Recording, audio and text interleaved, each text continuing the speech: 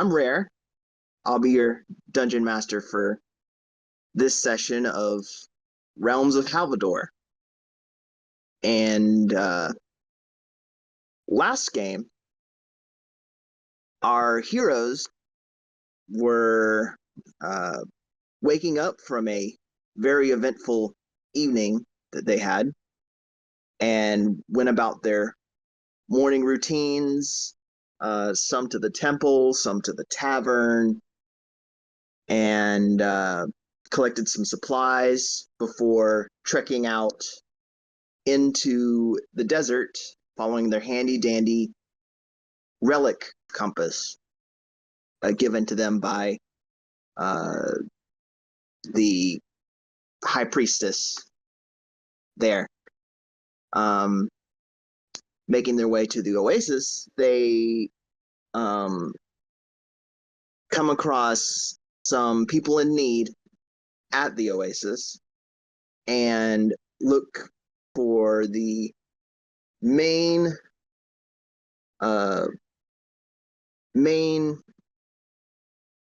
government building there, or what they deem as an important building,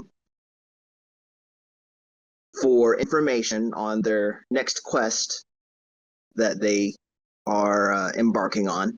They find a lot of great information, get a couple options on where to go from the local guild master of what they now know is the Hall of Heroes that resides inside of this particular oasis, before bunkering down for a quick meal and discussing their options. And that is where we begin. You're welcome to take it away, whoever wants to go first. Well, the conversation that we had in there was quite insightful, but also at the same time, they're asking us to possibly pick up some missions on our trip. They did say they weren't too far out of our way, which is a good thing. And one is right where we're heading. Can't hurt to make an extra bang for your buck while you're out and about, you know? So what were these extra jobs? One was was locating a lost party that was sent out for a gang, if I remember correctly. And the other was to go to, how was it put? The location of which the people that you overheard in the tavern are headed. They sent people there, and they have not heard back from them.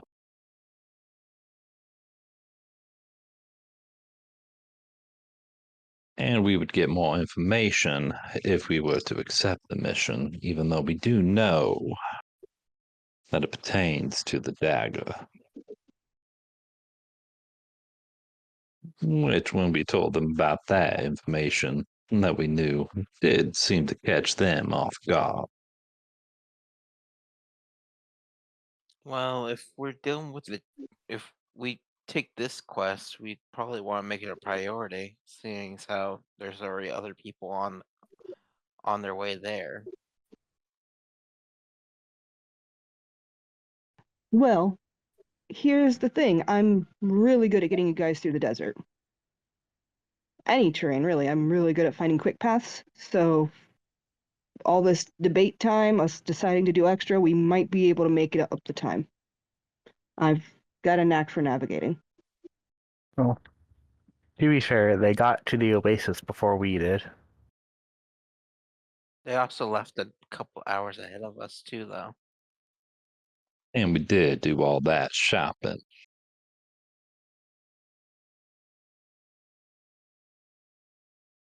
Yeah, if we're going to go after this dagger, then it's probably the first thing we should go after. I'll agree with that. Do we want to go take those extra missions? I can see Well, why not. we are going to be helping people as well.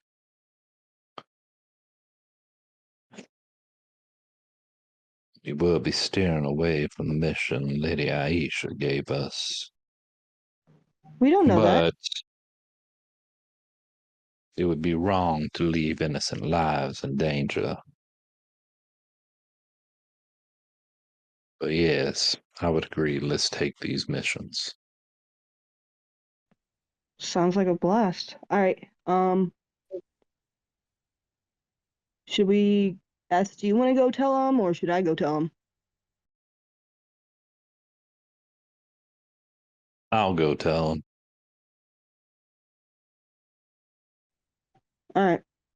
Well, I think we should go as a party, especially if we're going to be getting more information about the dagger and the location.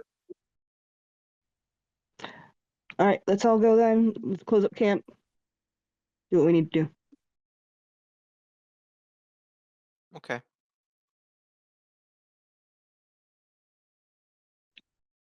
All right, easy enough. You finish up your quick meal you prepared there, and head off towards the building.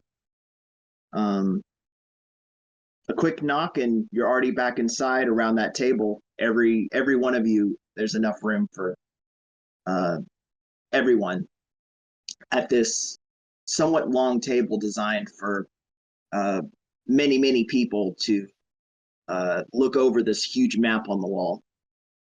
As the individual that greeted you before in robes just kind of stands there, making sure everyone sits comfortably, and goes over to another armored individual. Has this heavier, still leather, and it looks like he has certain pieces on him that are designed to have ventilation for the desert, and a saber. It's on their side. Long hair, human, just has a quick side conversation before that individual nods and goes off towards a side door before exiting. The robed person returning to you and saying, "So you've decided to accept the requests that I gave you?" Yes, we have. Good, good. Goes over to the two knives on the wall. Okay, this one, and pulls both of them out and says, "You will be the only ones headed towards this place, so be quite careful and return to us, if you will, please." Of course, just I hope you also understand that we have another mission that is to be taken leave of first, and we will do these as well since we are also going to be in the area, but we want you to understand the priority levels. Of course, of course. Whatever you deem to be the best for you and yours. I don't want you to sacrifice anything uh, too personal. This is all business on this side, of course. He sets the knives down and passes them towards you. Anyone who accepts these missions are welcome to take, at minimum, this. But I have a gentleman who will be returning in a moment with your special equipment to take with you. Special equipment. Yes, because you see, the heroes that we get are from many parts of the world. We have specialized uh, desert delving equipment that we give to our heroes to go explore these places.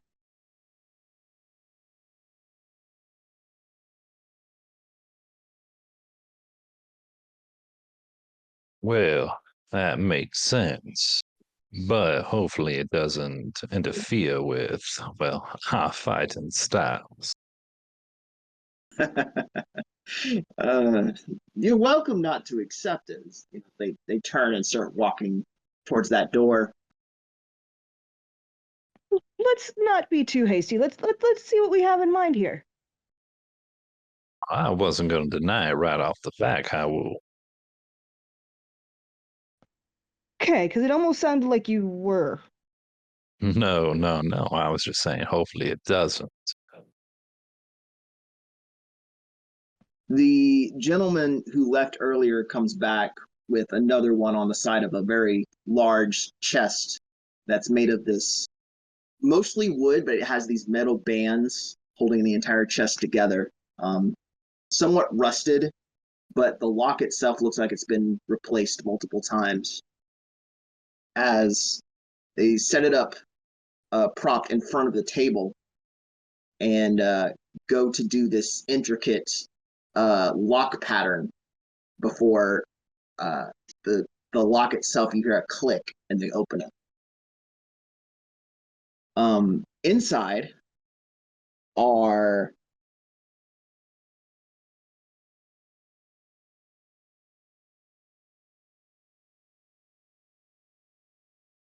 four desert diggers, which are a hand-handed a single-handed tool that's specifically designed if you ever fall into a dune of some kind and it buries you, it'll help you dig out of that particular situation. Versus other tools that are less effective. Also, has three different grappling hooks, as well as a small scroll, two of them, two small scrolls that the robed individual takes out and sets on the table there and says, here's the information for your two quests that you have accepted, and you're welcome to use these tools if you'd like.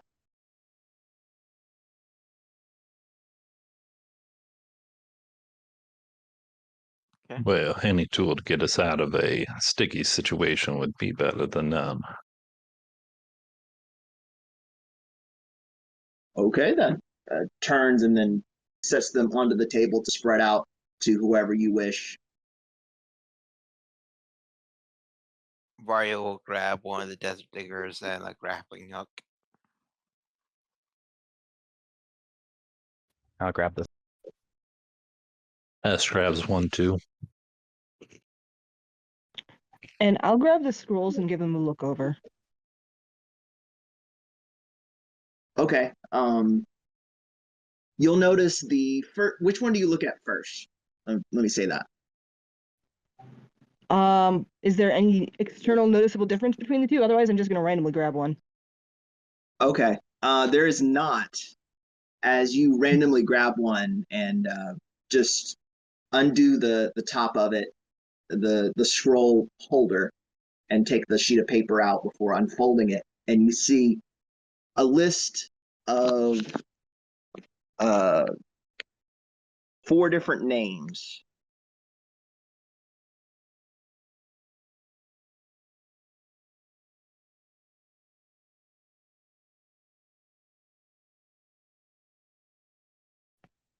Now, are these the people that we're looking for? Yes, as the individual standing there now has their hands casually folded in front of them and says, yes, the individuals listed on this first scroll will be the ones that went off on the mission before and unfortunately did not return. And gives you the rest of the actual description is more of an indicator on your map where to actually put the X and follow it. All right.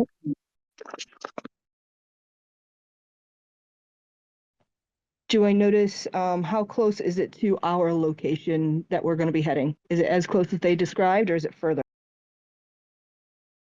It is quite close, so it's within an hour of the other, and that's with your proficiency to travel. Yeah. All right, that's definitely doable, I believe. And then I take a look at the other one as well. Mm.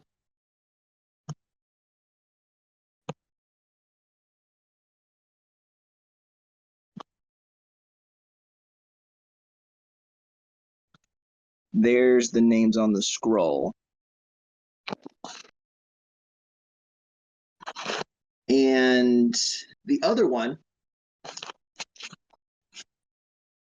you notice that it's a location of a specific set of ruins that are also close to where you would be going, but it's further southward, about maybe an hour and a half.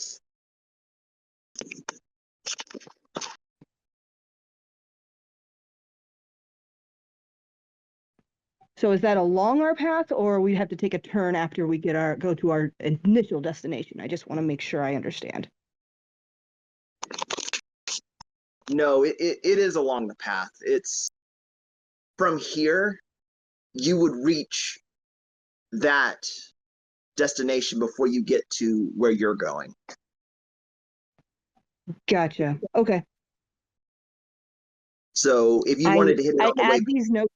for Oh, example. I was gonna say I add these notes to our map, so that way I don't have to pull out map after map after map. I add these to our map, so I know Right, exactly okay. where we're going.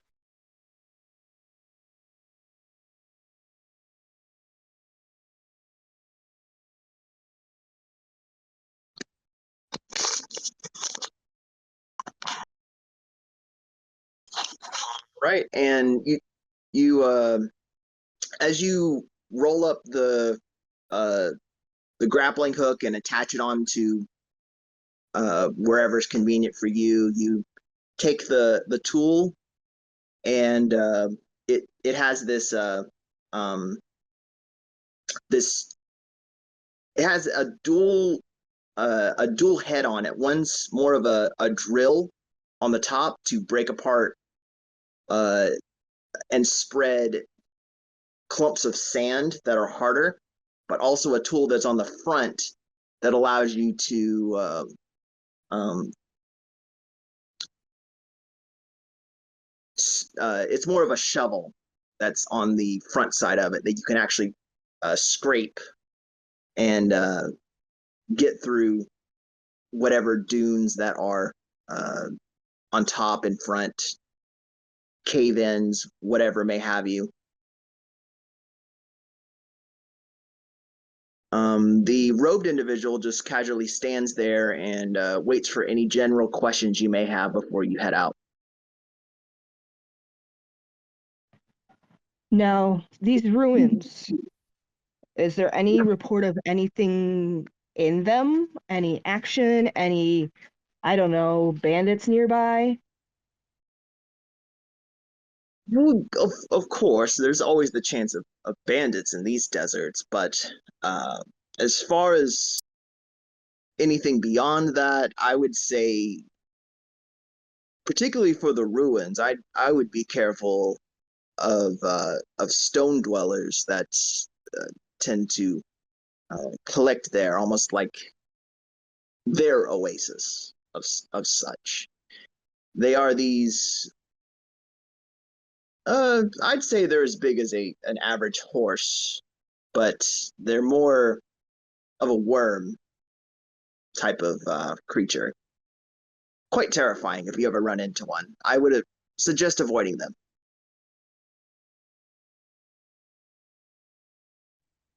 Interesting, very interesting.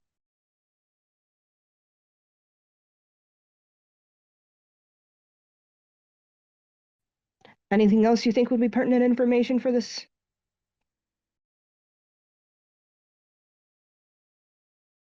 Uh, hmm.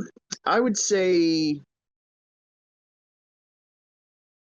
You seem to have confidence in where you're going. That's a key piece of this, and I would say be careful who you trust. This desert can be quite a unsavory sort type of place where they're uh, only want you for your goods. And the people on the list, they're trustworthy? From what I have discussed with them, yes. I wouldn't have given them the quest if I didn't find some type of uh, trust in their demeanor. Just wanted to make sure. I even took it upon myself to send out one of our local merchants, a dwarven individual. He's a friend of a friend. It's unfortunate to not have him back in a timely manner. I hope he's okay. Of course, of course. If anyone else doesn't have any further questions, we'd probably do best to get on our way. I would agree. I'm fine.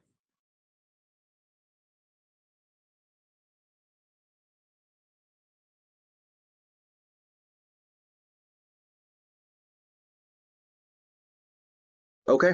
Um, Heading on outward and following your handy dandy map out of this oasis, it's starting to get towards mid afternoon time frame,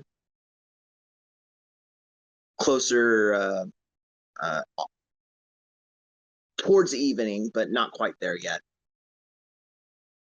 Um, you, what is your first destination? Let me clarify that before I send you out into the desert. Well, after we leave the hut, but before we leave the village, I'm gonna take a word now. All right, everyone. So the map, judging by where we probably are going, we're gonna go right through those runes on our way to the destination of the compass, potentially. As long as where we are marked as this spot where we have marked on the map is where we're actually going, and then I show them where the ruin is, we are gonna cut right through that ruin on the way. What do you guys want to do? How do you want to handle this? Well, if it's on the way as we discussed prior, quickest way is a straight line. I mean, that was my thought, but I'm not the only one making this decision here. So the ruins are where we're supposed to find this magic dagger, correct?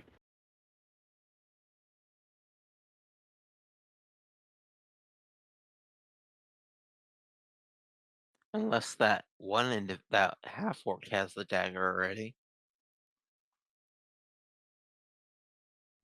You mentioned a broken dagger and a broken map or something like that, if I remember. I don't know. A dagger and a broken map. There it is. That's what it was. Yeah. So we already accepted to find, or at least attempt to find the dagger, so I don't see why we would avoid it.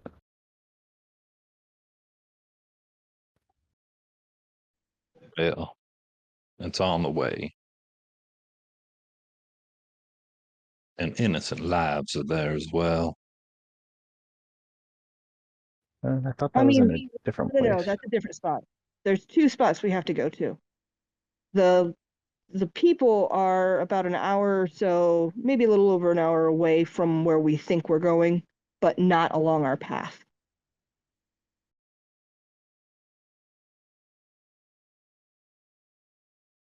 Well, as I stated before, quickest way is a straight line. I'm fine with that thought too. I just thought I'd check in before setting our path.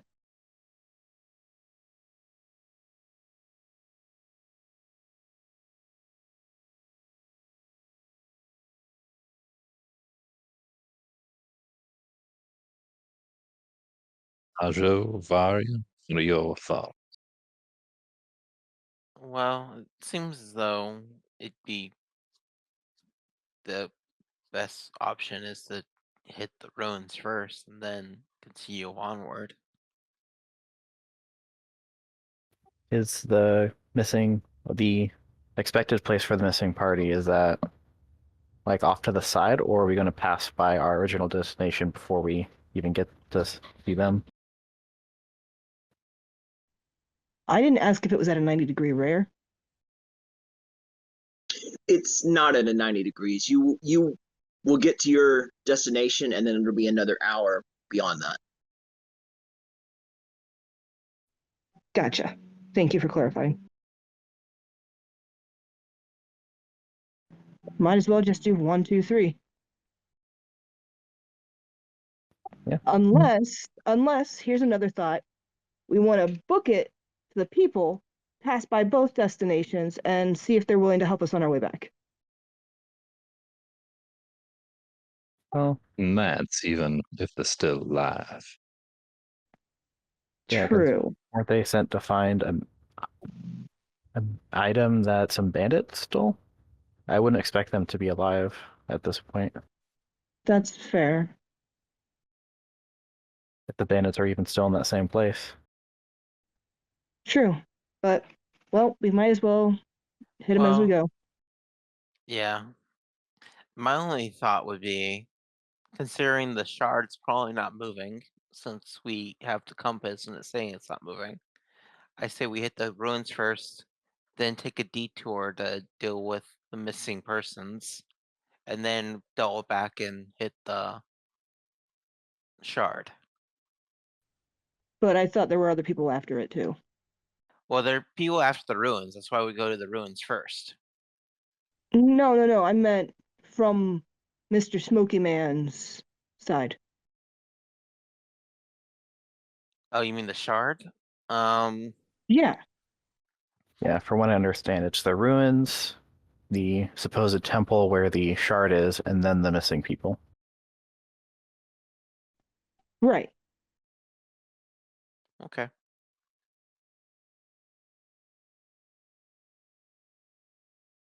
On the way there, we can change things as need be. You can continually check the compass to see if anything starts moving. Yeah, but we all agree to hit the ruins first. As long as the path stays as it is. Then we can continue discussing this on the way, since we already have our first destination in mind. Yep. All right. Exiting the Oasis proper. Go ahead and roll a D100 for me. Sorry, who? All of us? Whoever wants to do the random encounter. Gotcha.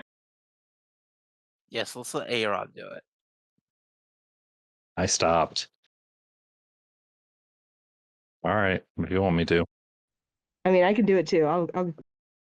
I got it. 49.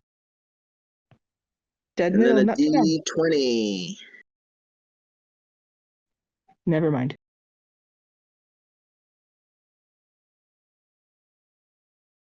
14. 14 bandits.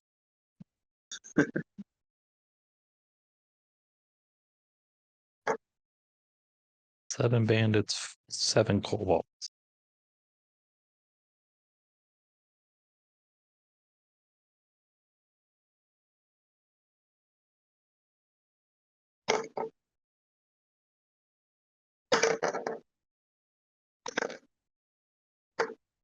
Okay. You head deeper towards the ruins, and it's not long at all. Probably maybe an hour's worth of travel deeper across a couple hills of these dunes before you crest another one and see down in a kind of a pseudo valley of these deep dunes of this desert, a pair of individuals that are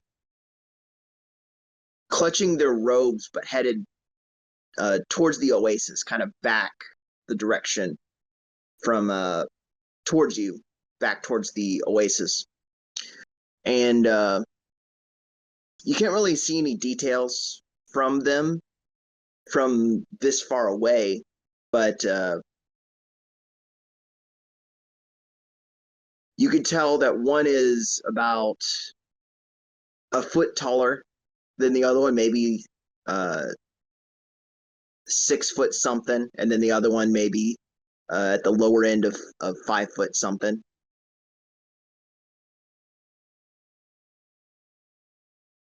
What would you like to do? How far away are we from them? Cresting this dune, I'd say you are about 250 feet away from these individuals. So not very close at all.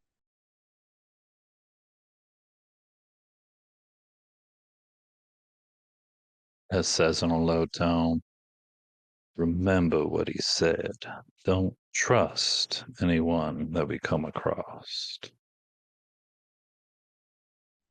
I mean, I wasn't planning on it doing anything.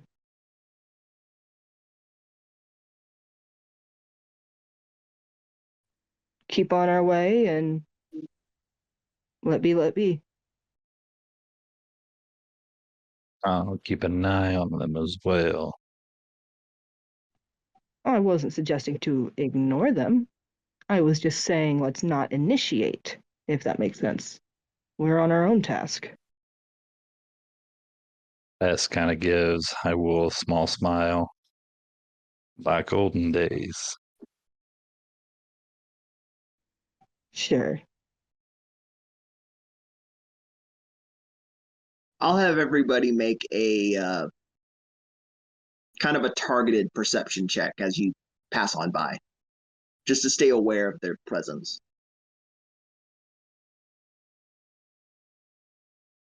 14. 12. 15, sorry. 16.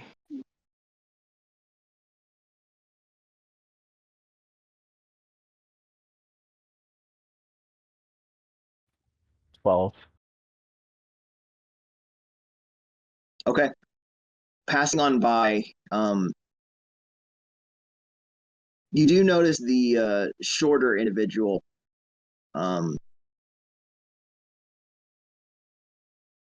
As they pass, the taller one has their arm wrapped around the shorter one's shoulder, but the shorter one's head just kind of tilts your direction ever so slightly, and you see just a brief eye contact before the mask covers most of the features, but this blonde hair and a single tiara has this gem in the middle that's from what you could tell solid gold of some kind, and just hides their face again.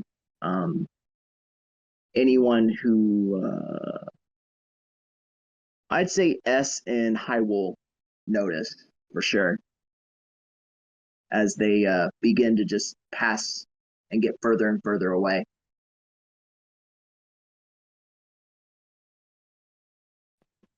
Is it, like you said, a tiara? Does it look more like equipment tiara or more like royalty tiara? Just out of curiosity. From what you can tell, it's just for aesthetic. It doesn't seem to be any type of equipment of any kind. Interesting. Okay.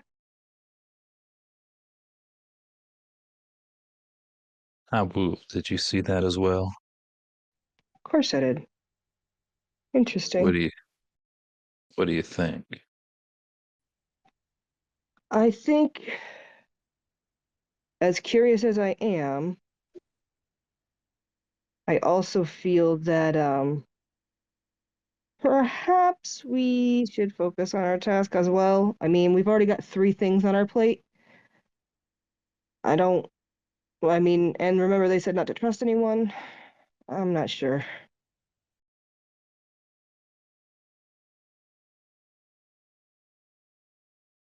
Les makes a sigh and glances back at them as they walk away again.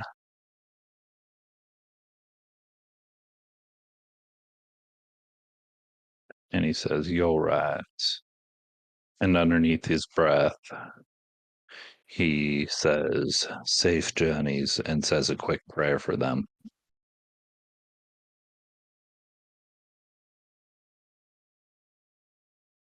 All right. Continuing on further into this desert, another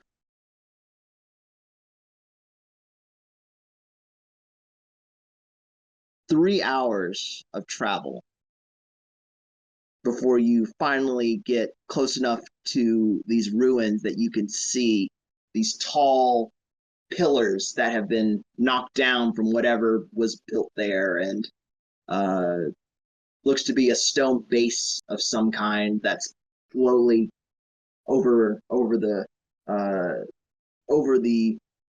however long it's been there, just cracking and corroding in different places, and it's uh, tilting. But you're about, at this point, 350, 400 feet away. How would you like to approach these ruins? Any preparation before you enter into them? I want to take a close look at the outside. 360 if and even from above. Just to see if there's anything that I think we should be cautious of. Okay. Roll a perception check for me as you do your 360 and aerial.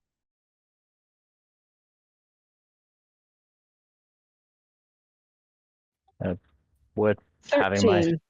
would having my familiar help? Because I was going to send her to scout as well. That would lend advantage. Yes. All right. And you would also have guidance.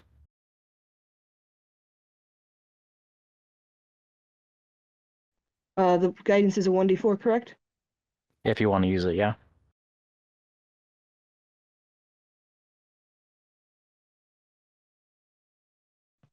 So that's 18 plus 5. That's 23. 26.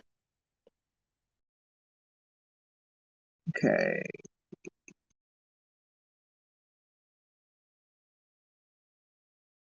$26 is pretty good. As Okay. you fly over top of these ruins, you can look down and see that you must have well caught up to that individual that left the Oasis before you, because uh, they're ducking around inside of it. You can see that distinct hat uh, as well as the glimmering of the daggers that are on their side from the top, darting between different buildings, just kind of being careful. Let me. They don't seem to look up and notice you at all as you fly over top.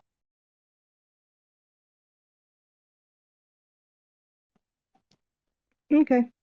Um, I head back with this information.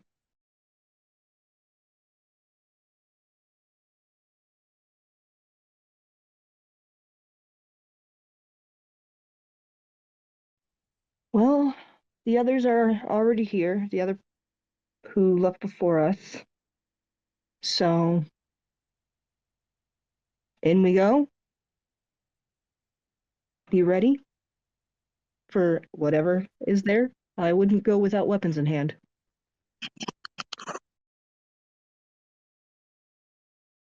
When you came down, you noticed S already had his sword and shield in hand ready.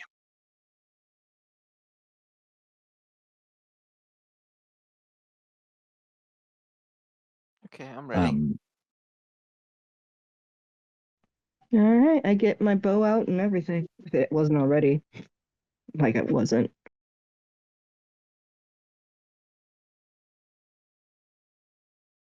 We head forth. Okay.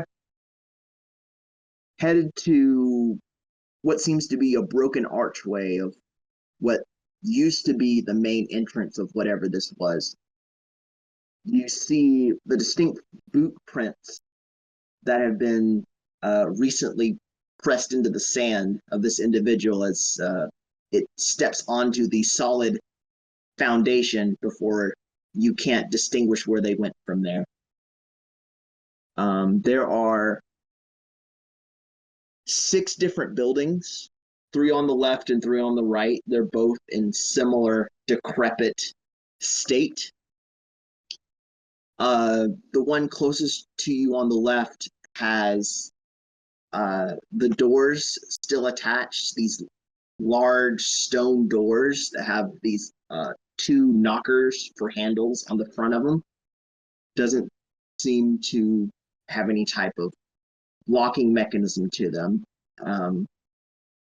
The closest one on the right seems to have no doors on it that have been removed over time as they've been the hinges are slowly decayed and rusted and fallen off.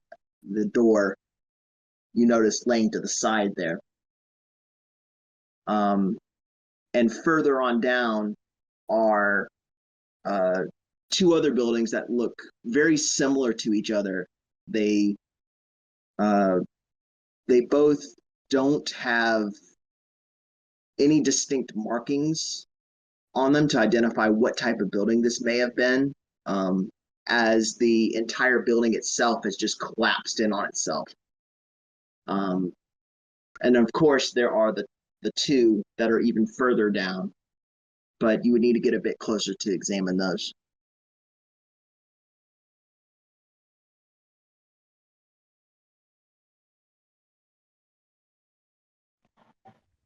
Which one first, y'all? I'm thinking the ones with the doors closed probably because they almost look untouched, but it's hard to say for sure what to do.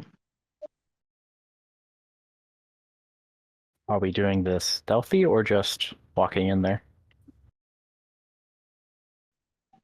Either's an option. But looking at everyone in the party, how quiet are you guys able to be on this? Stealthy is not my forte. Yes, you knew I was talking about you. You and your keen senses.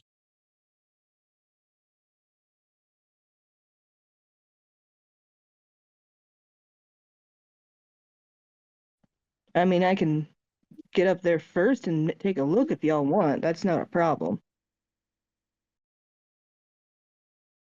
We should stay together.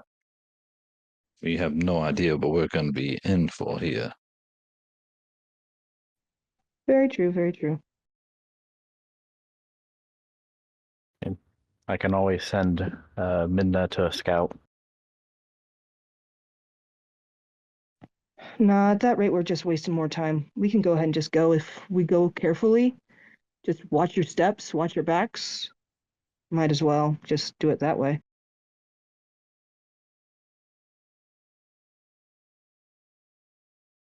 Oh, and just for the record, Move slow. environmental-wise, the sun is beginning to go down, so it's getting a little bit more difficult to see distance-wise.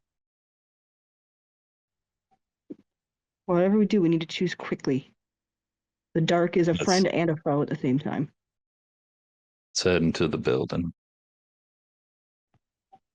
The one on the left with the doors closed? The one on the left with the doors closed. All right, let's go. All right, you approach the completely plain double stone doors of this building. It's a fairly large constructed building. for something.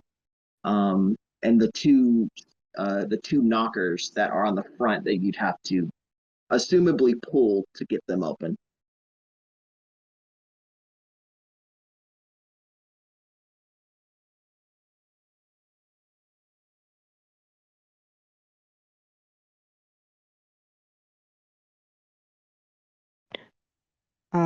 I'm gonna do a quick look over, see if there's anything that looks unusual, out of place, unsafe, etc., etc. Okay, roll an investigation for me.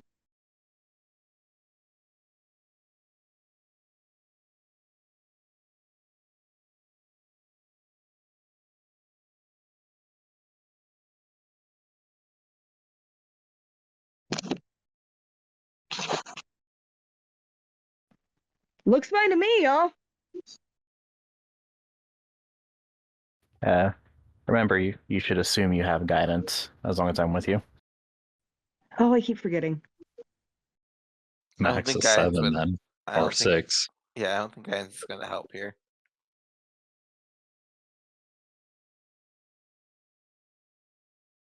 A Makes it 5, however, is far better than a 2, so I'll Right. take it.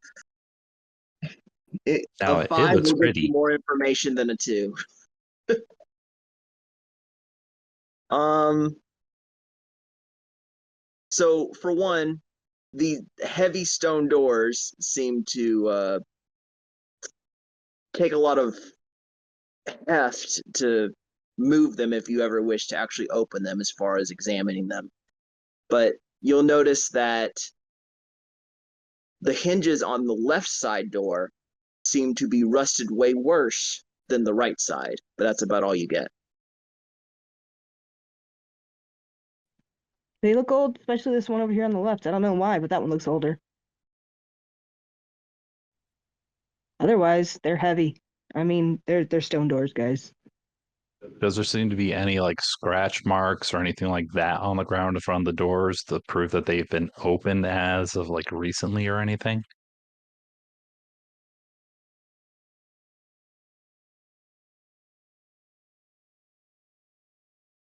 So there seems to be some layer of dust that's been unsettled, if that's what you mean. Yes, there have been signs of movement here.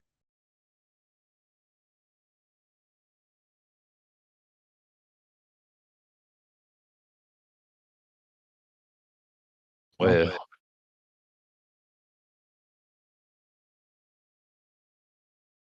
let's be careful opening these doors, but I think it'll be either you or I will open these.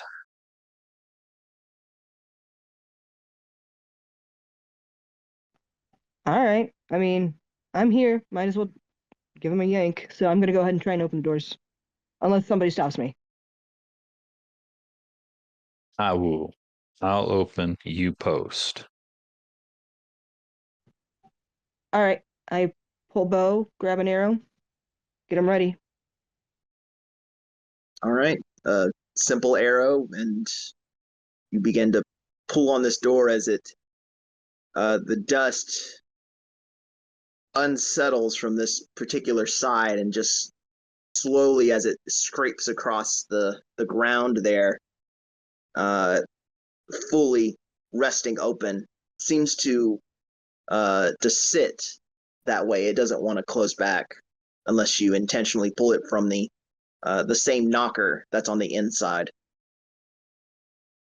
Um, Looking inside, of course, you can see quite a long chamber as these similar looking stone columns line either side of this door, leading up to what looks to be some type of center chair or a raised throne of some kind that's at the very end of this main open area. And on the far wall behind this is a tattered tapestry that hangs from this wall that is just beyond recognition. It's just been completely weathered. But if you got closer, you might be able to identify something from it. Other than that, the chamber looks full of sand and completely barren and dug through maybe once or twice before.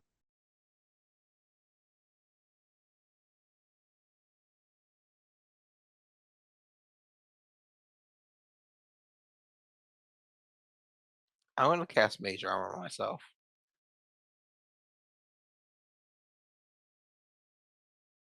I would like to look around, see if I see anything in particular. Okay. Roll your perception for me.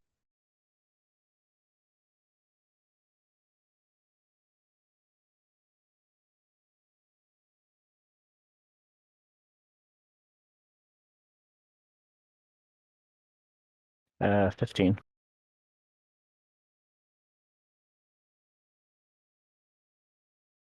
Looking around, I'd like to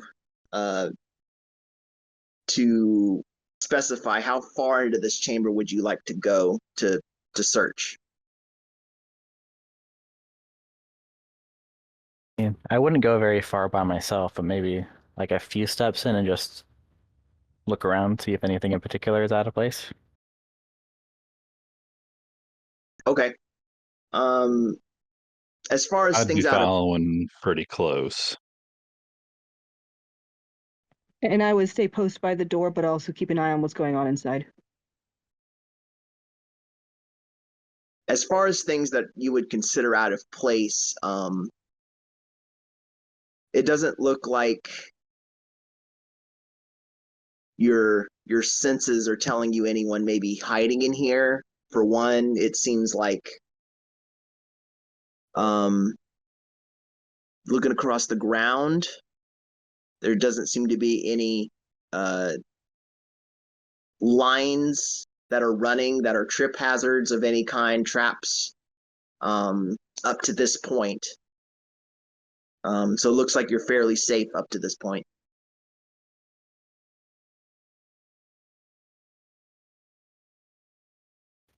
So does it look like the other people have been through here already, or no? It looks like someone has been through here, yes. The actual room between the different stone columns, as you kind of peek around the side of the first set of stone columns, there are a couple chairs there that have been kind of toppled over, and a couple of the legs have been broken on them. You would probably expect the same as you go further in.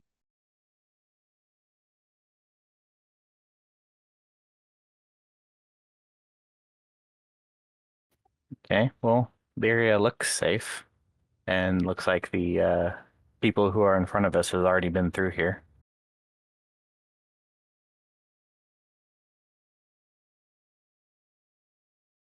So, should we look further or go to the other building? While they're looking rare, do I see any movement outside? I am posted at the door.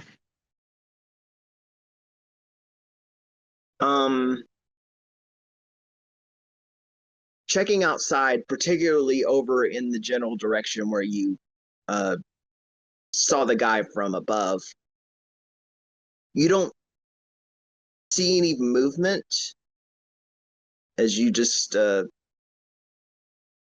you post up there very carefully. You're keeping an eye out, but up to this point, nothing is catching your eye. No. Okay. Y'all, if nothing can be found here, nothing of interest, then we might as well move on to the next locations. Okay. I guess we go check out the other building that's missing its doors, or we can head further into the ruins.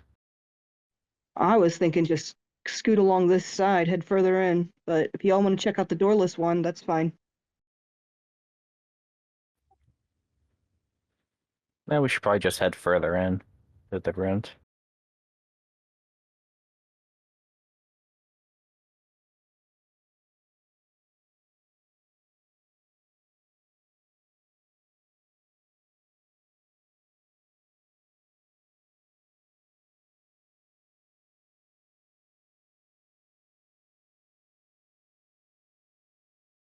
Okay, so which ruins would you like to go to? There's the two that are next to you, one on the left and one on the right, and then there's the building across the way without the doors. I'm gonna go left, I guess. Okay. Just like Um, before, I'm gonna check the doors, make sure, see what's up. right. So this particular ruins, as the building is just completely collapsed, um, it barely has structure for walls at this point. As you're looking into what used to be some type of bed chambers, um, as these very uncomfortable looking stone beds are laid to their side and broken in different places. You can kind of piece together in what your imagination what this building may look like, as it's just lined with different uh, bunk beds of different kinds, as well as uh, stone looking box chests that have been obviously at this point broken into and completely destroyed.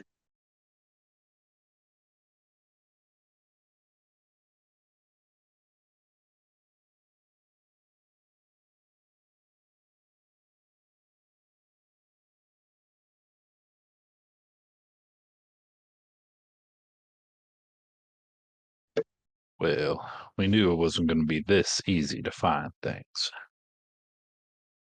Well, I doubt we're the first people here or even the other people in front of us. So, Yep.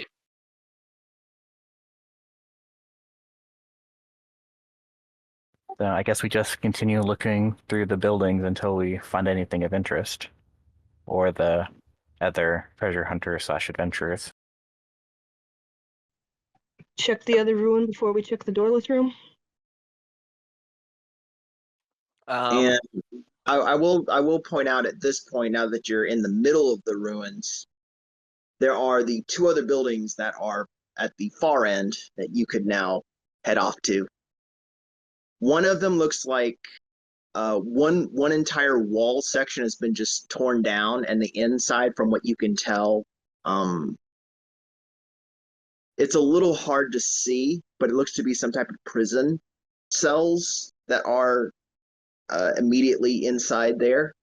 And the other one is still at a pretty far distance, but it has, like the first building, two stone doors and a symbol that's on the front of it that's a little hard to see from this distance. Or do we want to go to those down there, the weird prison thing and the one with the something on the doors? I don't know. We should probably start from the closest first and then move deeper in. I will Sure we just don't miss nod. anything.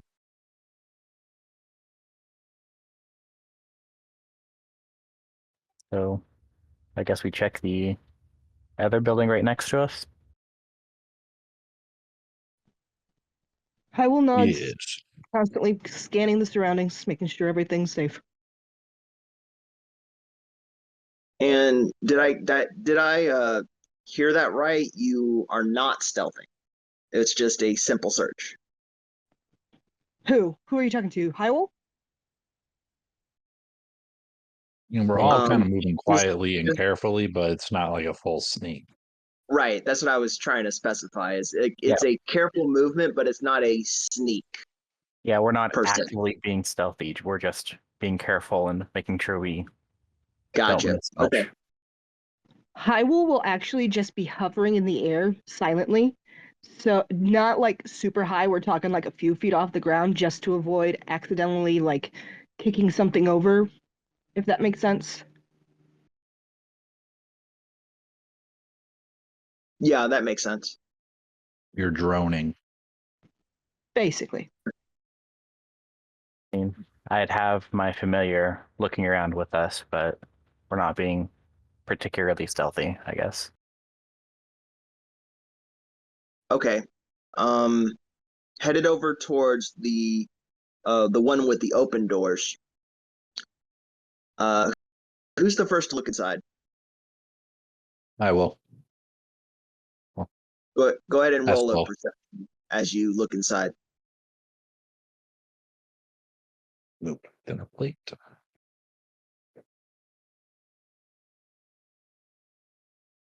$17. Oh, Remember, you have and, guidance. Yep.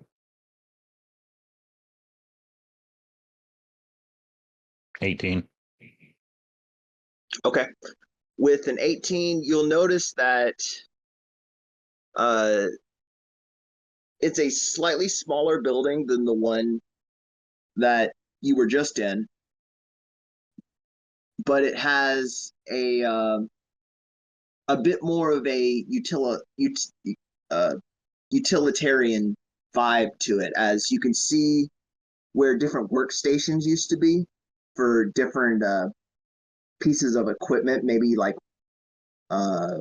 making weapons over here. You have places to store them over there. You have the food storage in the back over here, as well as what used to be a large water tank that has been just smashed in. And then you'll notice that there is a back door to this building that has been propped open, a stone door like the one that would have been on the front, that's kind of cracked open, as if someone has exited that side without closing it.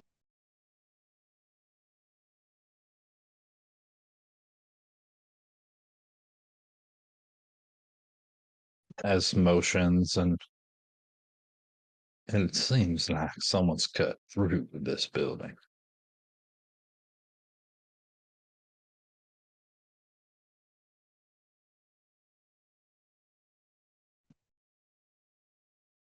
Okay. Rare, Should we? is that Rare, is that the direction I saw the other people in, or was it the opposite direction?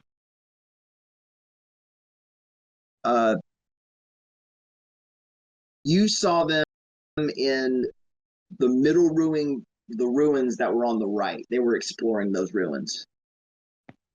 Gotcha.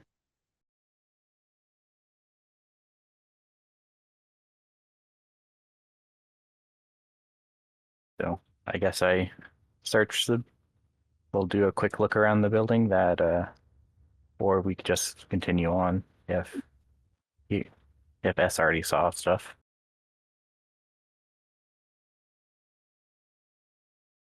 So is that to like a back room, or is it to exit the actual building?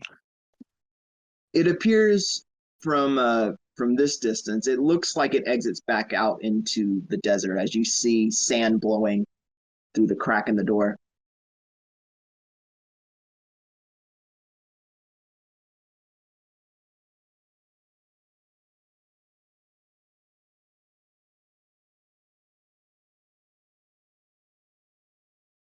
S crosses the room and is going to take a closer look. Okay. Taking a closer look at the out the back side of the door, just kind of peeking through the crack there. It does indeed go out the other side of the building, and you can see the back side of the right side ruins. Nothing really popping out to you at the moment, but you will notice that a just on the outside of here, there doesn't seem to be a stone base like the other ones where the actual foundation is on the front side, and you can see similar footprints that you saw entering the ruins, leading off towards those middle side ruins.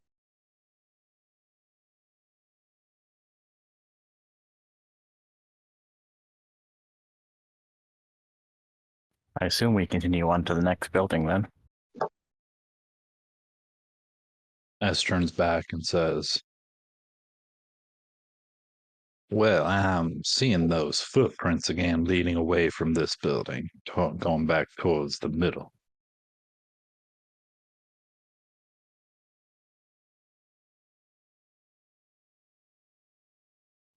I mean, we do know there are other people here.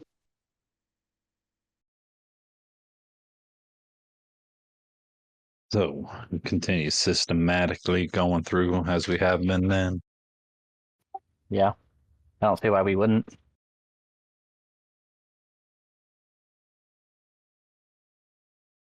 All right. As they head to the next building, I'm actually going to fly up into the sky. I know it's nighttime, or almost night, and try and see if I can lay eyes on the other people that are around. Okay, make a separate perception check as you're now back in the sky.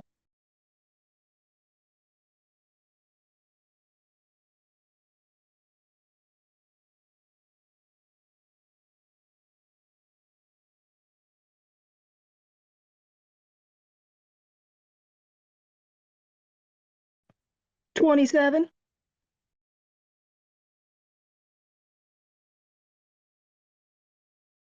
You do in fact notice someone or something as the furthest building on the right, a humanoid creature of some kind zips around the front and goes inside that building before they quickly slam the stone door behind them as you hear like a small thump. And that's not the building that we're heading to next, is it? No, everyone else seems to be walking around looking through the middle ruins on the back side of it. They are a little far to hear the door slam like you did. Okay. I quickly drop down and let them know where this person is. Did it look like they were trying to hide from something? Or get away from something? Rare? Did the motion look like they were escaping? It looked like they were trying to remain out of sight of whoever was here. So I mean, they from were us trying then, not to be seen.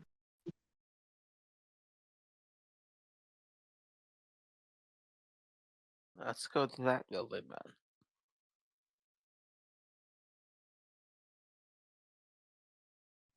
All right. I just don't want to miss anything.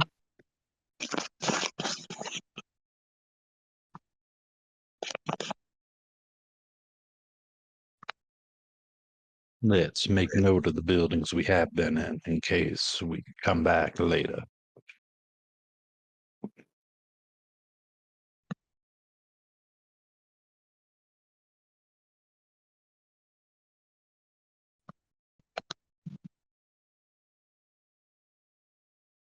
so we're moving on to the next building then?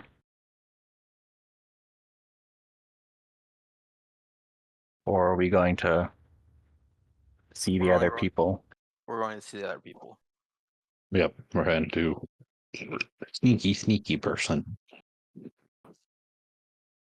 In that case, do we want to be stealthy to find them? Hi, will be. We can all try. Trying's better than not. Yep.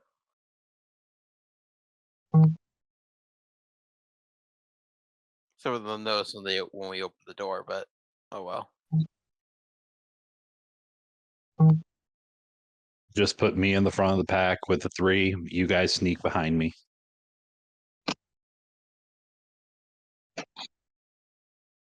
Darjo, you're right next to me.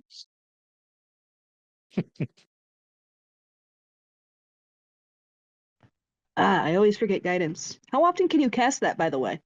Oh, It's a cantrip, so every 6 seconds. Yeah. Gotcha. So if we're if we're all sneaking, he Noted. probably cast it on himself.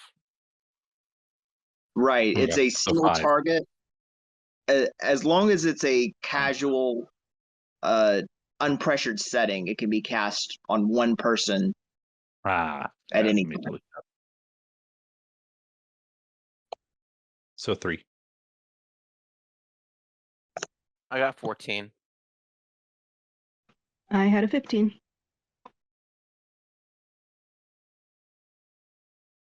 All right.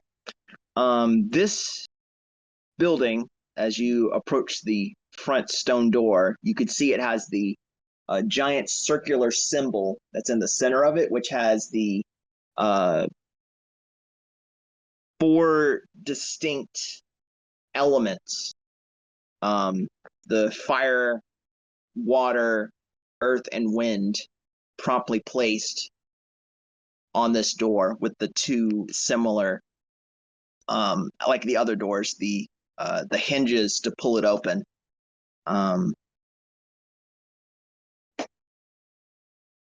It seemed like the other individual just zipped inside, so as far as you're concerned, it more than likely doesn't have any type of trap or trigger to it. Would I recognize a symbol from somewhere? It's this particular one is you know what? Just roll a history check for me, just real quick.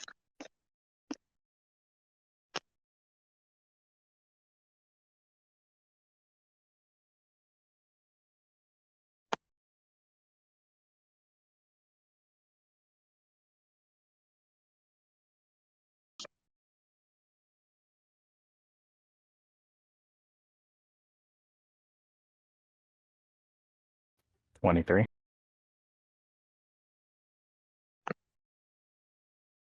You will definitely recognize this from a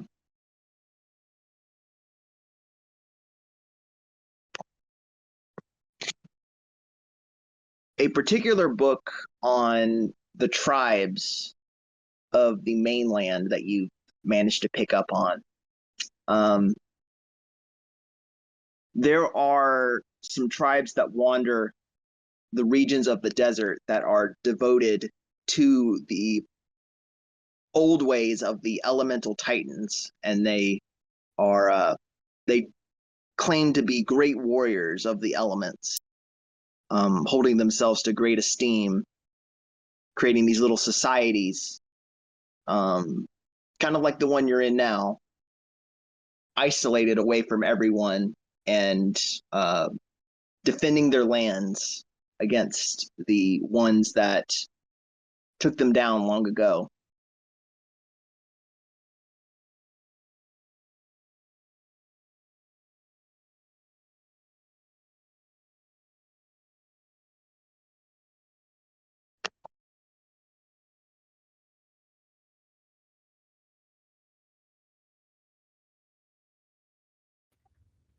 Okay, so are we going to find an entrance or are we going to open this door?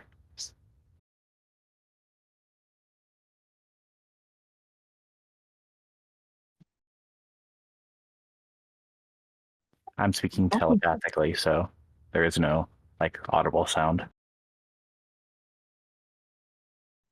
Is that something we can respond to in kind? I don't know. Let me look.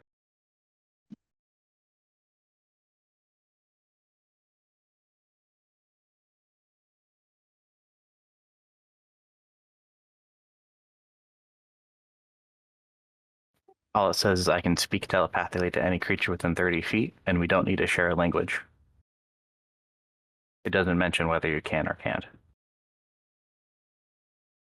And then it's going to be a can't respond back then.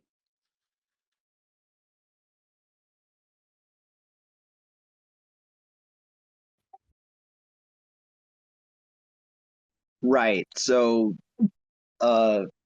yes, you can communicate to other individuals that are within that radius, and speak your language, but they cannot respond back in kind, like you said. Yes.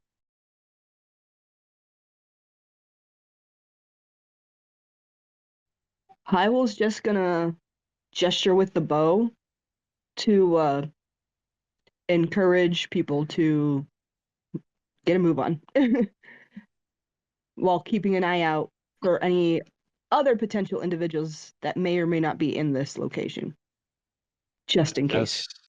S knows he is not sneaky. No matter what he does, he's just good at talking himself out of situations. He's just going to go up to the door.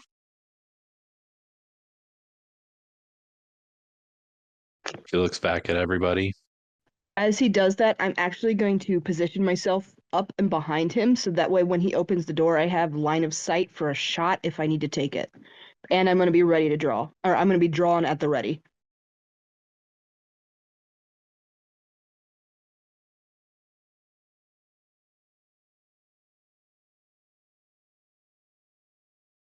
As slowly starts opening the door. All right. Slowly opening the door, you see a large, half-buried stone chamber with these massive pillars that raise from the floor. But many of them are just cracked and leaning in weird directions as the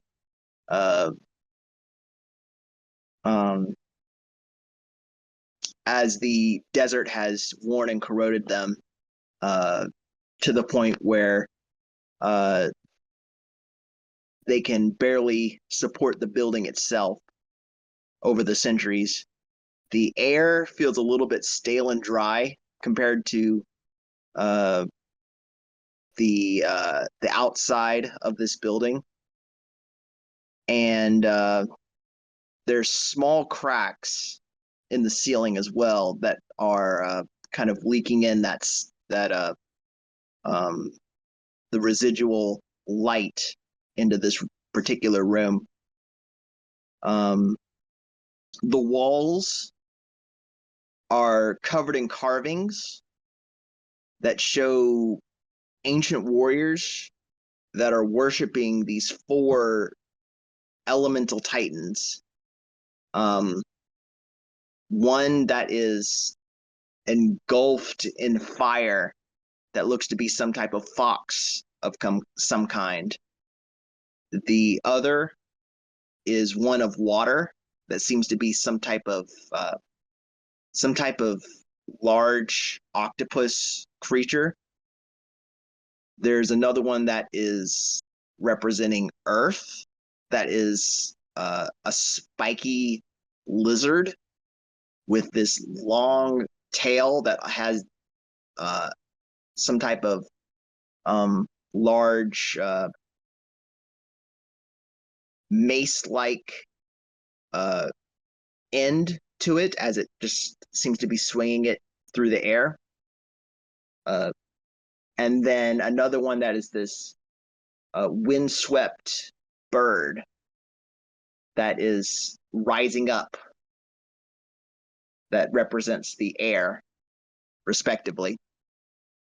At the far end of the room, you notice that there is another massive stone door that has the similar symbols from the front door placed upon it.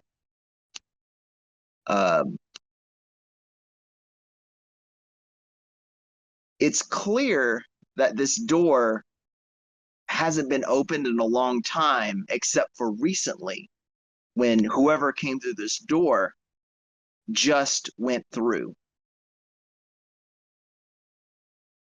What would you like to do?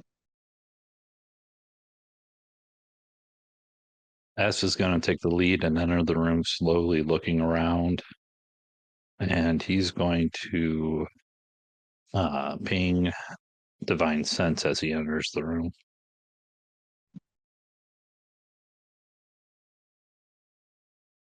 Okay. Divine Sense, as you just kind of stand there in the moment and really focus around you,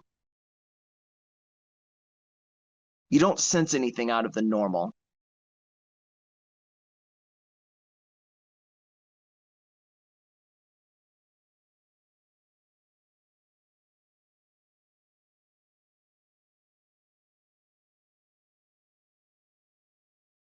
He continues on into the room deeper, farther towards the door. I would be following him closely. I'll And this follow. door is about twice as big as the door that you just came through, so it's quite large. I mean, I'm still going to be in that aerial position. I'm going to still come along, but I'm also going to keep my head on a swivel, trying to take in as much as I can to keep everyone safe. At least your head can move around like 180 degrees. He literally was the reason behind my words. Head on a swivel, literally. Go Hoots. Hoot hoot. Hoot hoot, motherfucker. um,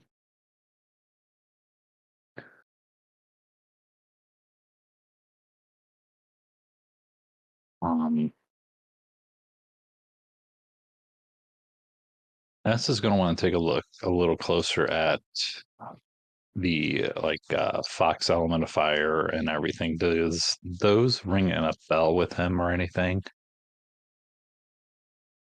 Because he does know like about the dagger's history and such. Right. So the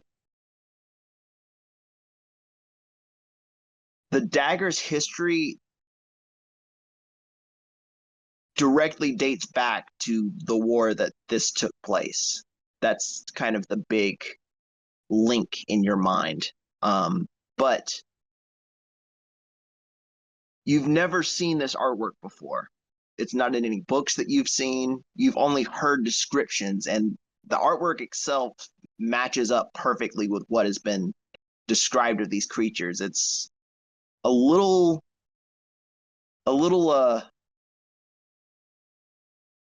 awe-inspiring as you're looking at these huge pieces of artwork that probably took forever to place on this wall as it's decayed over time, but it's still deeply engraved in there, in all its glory before you.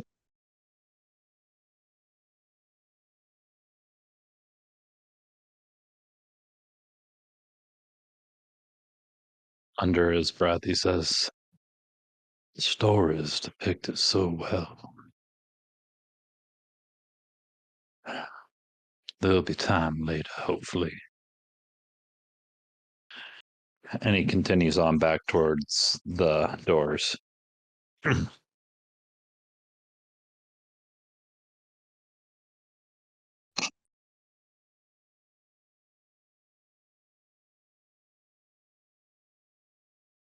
then when he reaches them, he looks back at everybody and grabs a hold of them and gives like a nod, like, "Are you guys okay? Are you ready?" I nod. I train my bow where the crack of the door will appear. Yeah, I'm ready. He grabs a hold of them and just starts pulling. The initial pull, you feel quite a bit of resistance from this heavy door as you see the front of it give this light where the symbols are as it slams itself back closed and seems to prompt you to address the symbol first.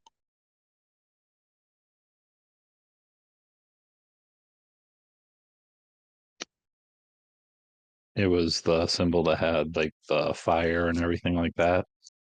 Right. So the symbol is in this order. It's split into 4 different quadrants in a circle on this door. It's the top left is fire, the top right is water, the bottom left is earth, and the bottom right is air.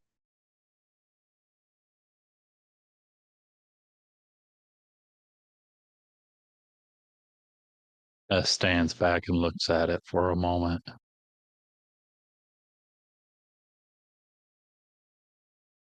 Perhaps we Pondering need. on what exactly to do.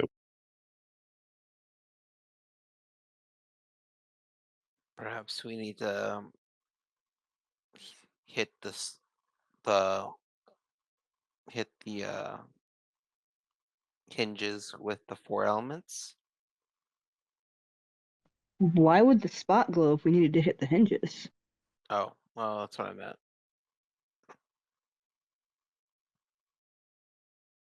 I didn't see the spot glow. I didn't hear the spot glow. Oh, yeah, the symbol glowed. Okay, maybe we need to present the 4 elements to the Was there anywhere symbol. else here that could have given us some information? Maybe we missed something in the temples.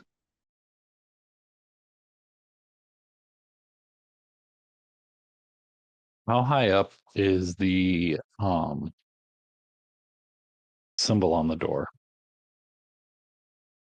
The symbol itself rests about 8.5 feet up in a circle in the center of this door.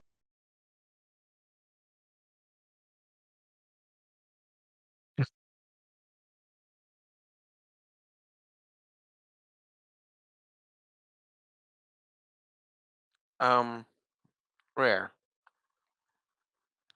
In what time frame did each of them appear in?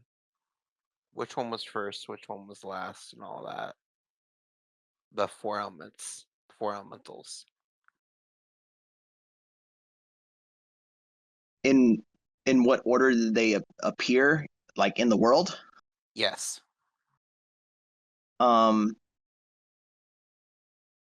In the world, you would know that it's listed. First came fire, then water, then earth, then air, in that order, as they appeared historically. Okay, Is that how they appear on the portraits as well? Yes, as drawn on the walls, yes. in what order were they defeated?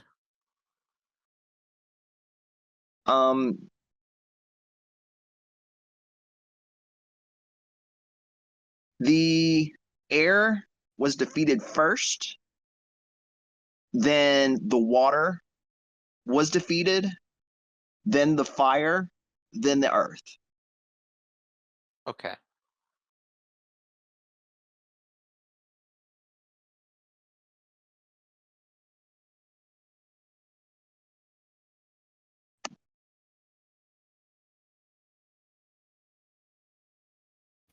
I create a small flame with precipitation and just bring it close to the symbol of the fox.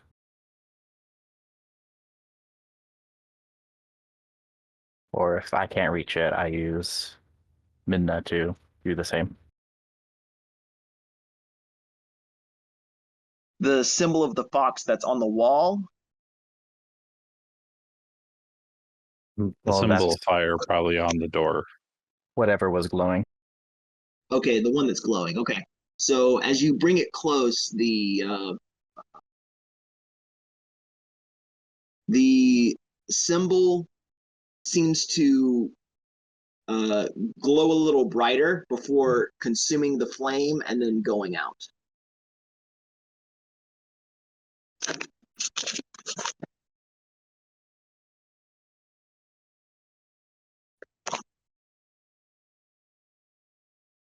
So the glow went out? Yes, in that particular quadrant with the fire, it consumed your prestidigitation flame and then turned off. It's dormant again. Okay, pour some water on from the water skin onto the other one. Onto the water symbol.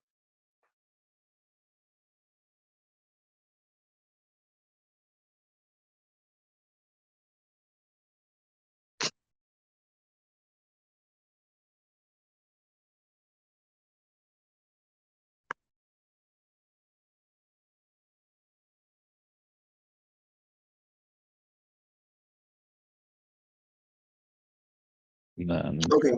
earth.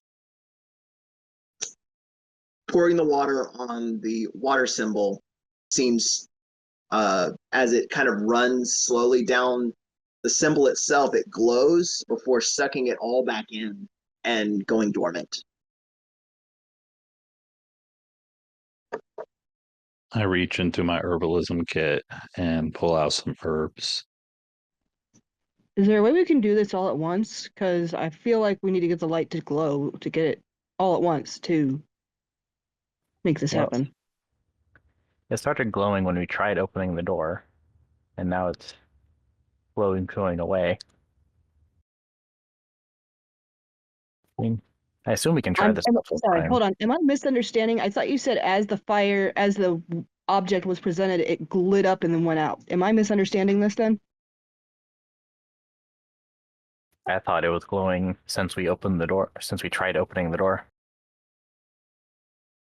When you tried opening the door, all 4 of the quadrants started glowing, but as you present each part of it, it glows a little brighter, then goes out. Okay, so we were both right in a manner of speaking. Got it. Got it. Okay. Hey Vane, can I have a fan if you got one? Could use wings to create some wind. Oh yeah, I guess I could. I dropped down by it and try to bat my wings a little harder to make a gust of wind go to it.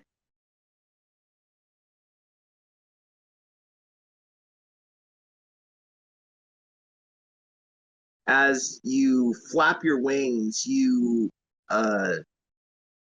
the wave of wind energy kind of sweeps through the general area before you could see it magically tilt sideways and turn into a somewhat of a funnel of a tornado before being sucked into the particular quadrant, and that side goes out. I guess I grab a handful of sand and throw it at the earth symbol. I grabbed out some herbs out of my herbalism kit. Would herbs work better than the sand to signify earth? I mean, we could try the sand first to save our resources. Yeah, we can try that. The sand hits against the symbol on the door, and it leaves just a plotch mark of just the sand as it just kind of clings there for just a moment, and then it hardens before the symbol sucks it into the quadrant and then goes out. And you can hear a satisfying, just an unlatching of this door as you feel the vibrations, and the door is now unlocked. Oh, And we go. Tess puts the stuff back in his herbalism kit and he grabs the door again. You will notice as the door becomes unlocked that there is a particular pillar that is off to the side.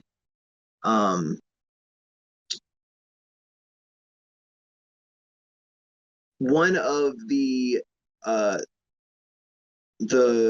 broken cracks, it gives like this ringing sound just briefly before you don't hear it anymore. Dinner bell. Can I look where the sound was from? Yeah, so you look inside the crack inside of this pillar, and you see a small bag of some kind. It seems like the pillar is hollow.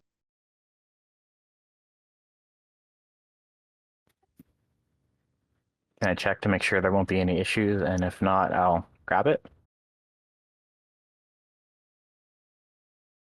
Checking around, you notice where the crack is. You can see this pillar has different sections to it, and this particular section used to be a kind of a hinged door as it kind of swings open, part of it hanging off, now decrepit and broken. But you reach in and grab it as you now have a bag that has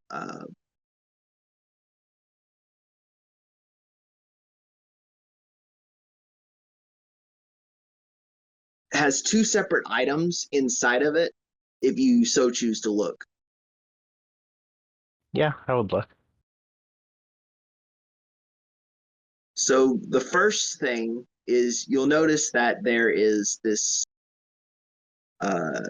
silver trimmed dagger. It looks to be some type of ritual dagger of some kind that was stored inside of this bag off to the side, maybe for whoever needed it in the moment as they entered into this chamber. And the other one seems to be a small glass vial that has this greenish blue liquid inside of it. It swirls and has this somewhat translucent magical property to it.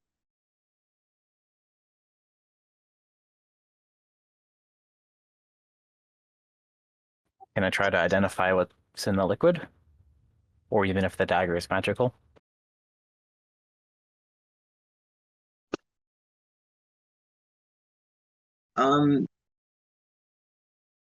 Is that just using your best judgment, or do you have some spell to help you out with that? I do not have a spell. I don't think that would work. Okay, give me a general arcane check as you just kind of give it a once over.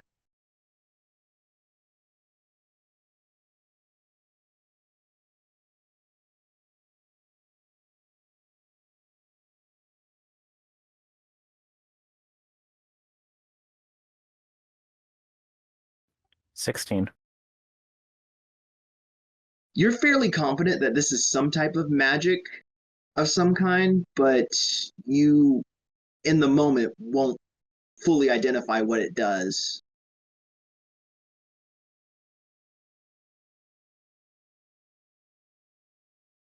Okay, so I know it has some effect, just not what it is. Correct. I'll leave them both in the bag and put that in my backpack, and then gesture for S to start opening the door when I'm in position. Okay, so the stone door creaks open, revealing a really long, narrow hallway that seems to descend downward very gradually, further and further and further. The sand covering every inch of the floor in thick, rippling waves, different piles of dunes and small dunes in different spots. And you notice the sand seems to be moving on its own, almost as if it's living itself. Small gusts of wind push the sand as it swirls into different patterns on the ground, occasionally revealing the stone underneath as the different patchwork stones, each one having its own unique color to it, whether it's a red, a gray, a brown, throughout this entire hallway, including up the walls. Along the walls, these tall statues stand guard. Their faces seem to be worn away from time, but they seem to be in this stance that is very stern and protective, as the spear to their side is held firm and tall and the shield is held close to the chest with the same elemental pattern on the front of it.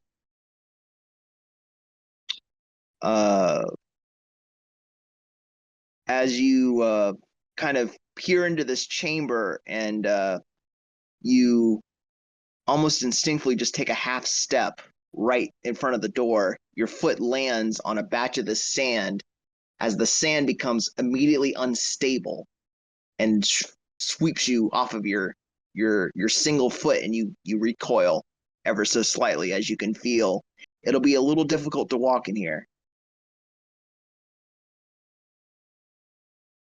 Well, this will be interesting.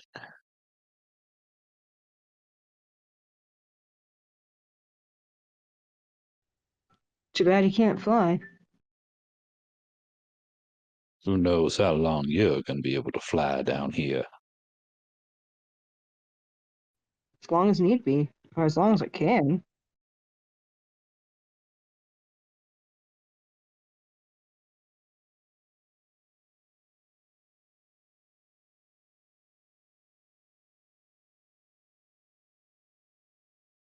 I'm assuming we're all descending. How wide is the staircase? This hallway that is a slow descending ramp that leads further and further down is about 20 feet wide, having statues that are directly across from each other periodically, all the way beyond what you can see downward. And the sand is starting at the door, it's fairly thin, but as you get further and further down, it gets thicker and thicker to the point where it's about 6 or 7 inches deep as it swirls and shifts and make these dune piles before the wind sweeps it and makes another pile here and there.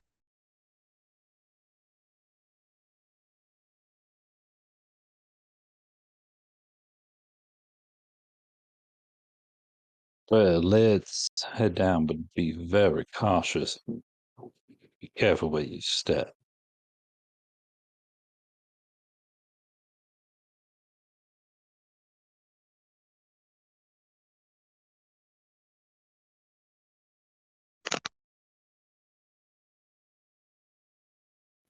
I assume we're all following S down the ramp.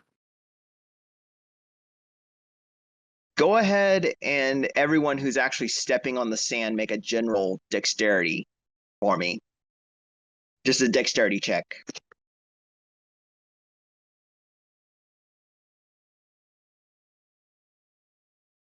Shield Mastery doesn't help me on this. I got a 16.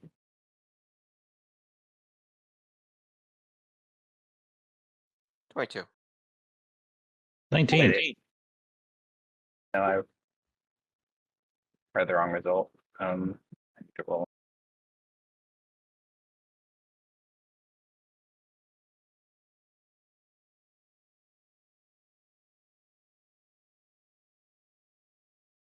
It's actually a 9. Oh, and you're following me.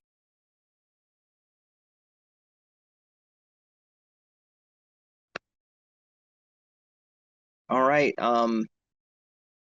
You will notice that further on ahead inside of this chamber, about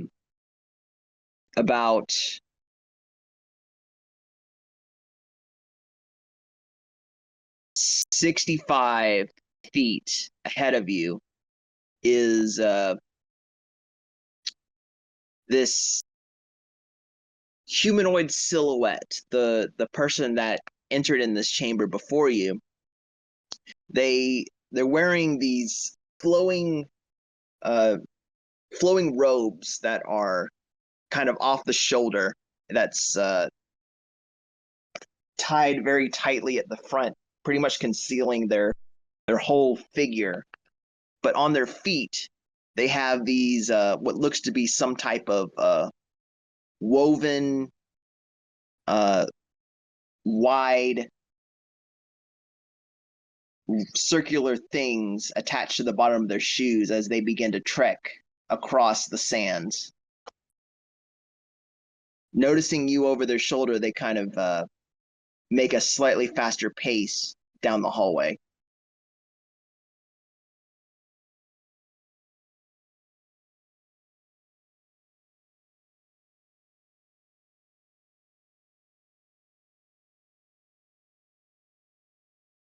Need to be quick, but we need to be careful.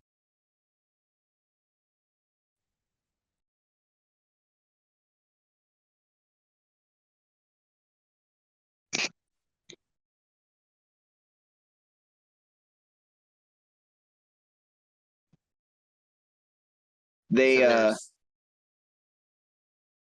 there's they seem to move about another 20 or so feet further down before they kind of fade into the darkness of the rest of the hallway there. I mean, What would you like to do? I assumed we were just continuing going down the ramp. Count, we're going to pursue them.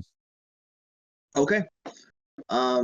Any type of haste of any kind, or are you just being ginger and careful moving down this hallway? I will kind of obviously flying. How tall is this hallway? I should state. The hallway itself stands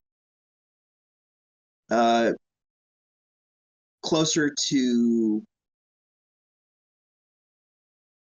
about between 25 and 30 feet tall, as these statues seem to be these pretty tall figures themselves. Yeah, I figured that wasn't only an 8-foot hallway. But I wanted the specifics. Hyrule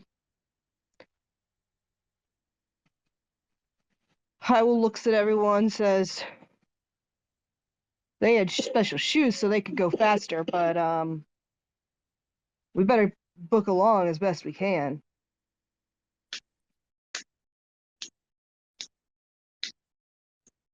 But moving as quick as we can.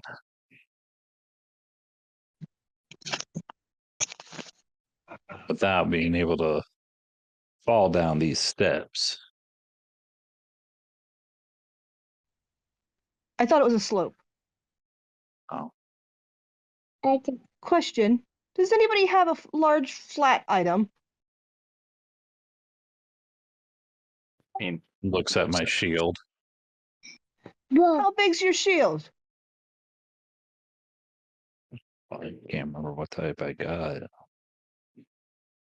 if you need to go really fast, I can always cast grease on something. Then you can just very Oh, quickly go down. no. I was considering putting something on this already slick surface and surfing down. It's only going to be big enough for one person.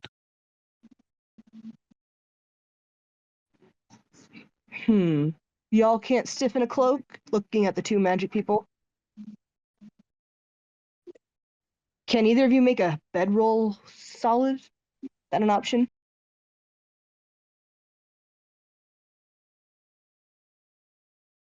no. Shoot. Let's just move as quick as we can. I mean, I'll try and stay upright.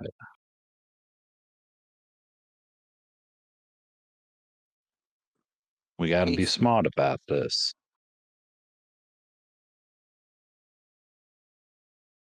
would my prestidigitation be able to clean small areas of the sand so we could move faster? So let's be clean areas of up to a cubic foot. Not this sand in particular. It seems to be as fast as you're cleaning it, it's just moving back to absorb the area. Okay, that's the only thing I could think of. Aside from casting grease on something and pushing someone down the ramp.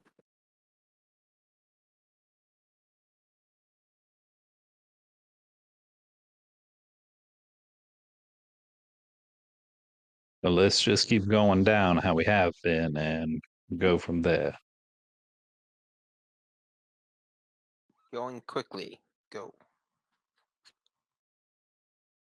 All right, proceeding as quickly as you can over this uh, incredibly slippier than you were expecting sand, as it at times just kind of has a full on intention on taking you off of your feet. You stable yourself however you may be able, gripping a wall or one of the statues, or even your friends, just kind of bracing yourselves there.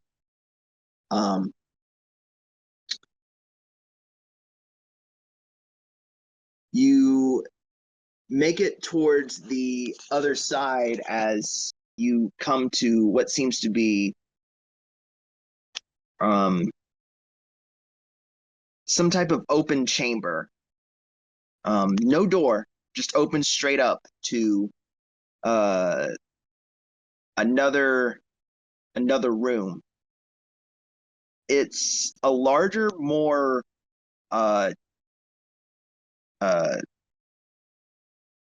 it's a larger chamber that seems to be some type of underground oasis of some kind, with a in the very center, it's a pool of water, and at the very middle, directly above it, is where at the Oasis you saw that single gem that was dripping. This one looks to be like one of those daggers as it slowly drips into the water, creating this dark, mucky pool below it.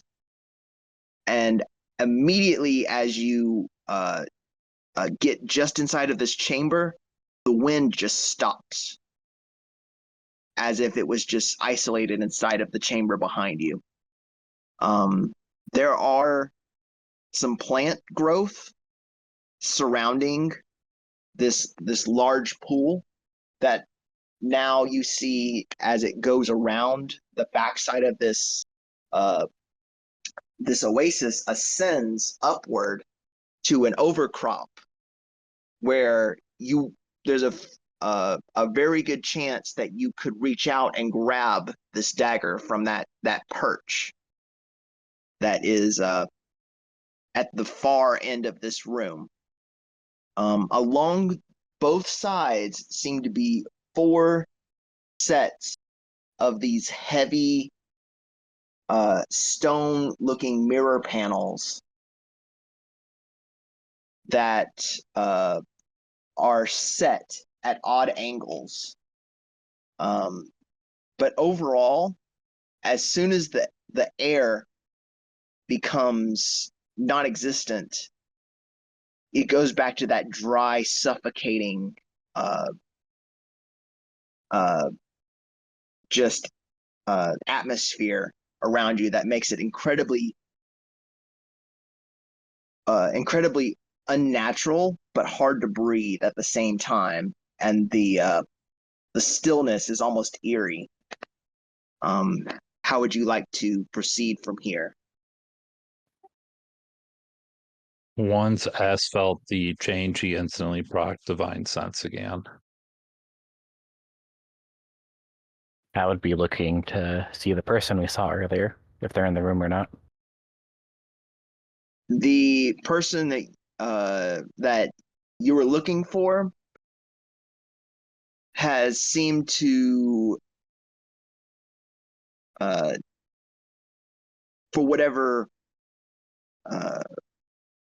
for whatever means has managed to hide from sight. And your divine sense, as you stand there and just kind of survey this room and look across, just really taking a good feel of it, nothing seems to proc your senses, but there's definitely an eeriness to this that it doesn't sit right.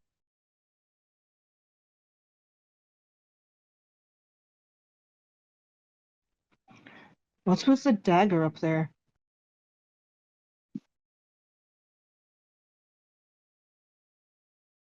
Show. How close does it seem to look like the dagger that you found earlier? Can I check and look between the ritual dagger and the I guess The Titan fragment? yes.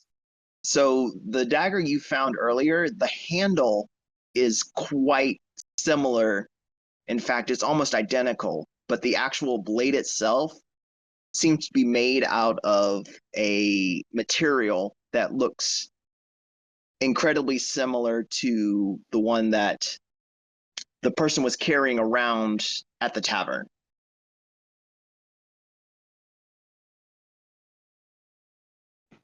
Okay. I'm going to cast Detect Magic with a spell slot. Okay. You detect magic, and you can tell that this entire place has this subtle level of just magic aura to it, but specifically the dagger, as well as something inside of the pool near the bottom, has a magical essence to it. Okay. There's something inside the pool that's emitting a magical aura, as well as the dagger, obviously. What kind of schools of magic are being used in all the daggers that we're seeing so far?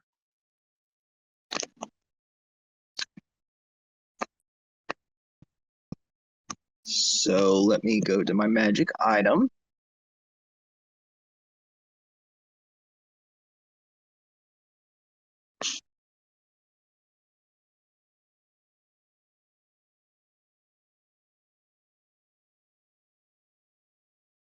So the daggers that you've seen so far have it's a strange combination, but overall you sense a type of necromancy to it that just doesn't sit right with you. It just uh, it has that almost depressing, life draining aura as you sense it. Okay, the daggers are emitting uh, necromantic magic. Wouldn't that However, be considered the thing inside of the evil? pool does have a type of enchantment to it. But the pool item is an enchantment. So if we can get rid of the water, we might be able to obtain something.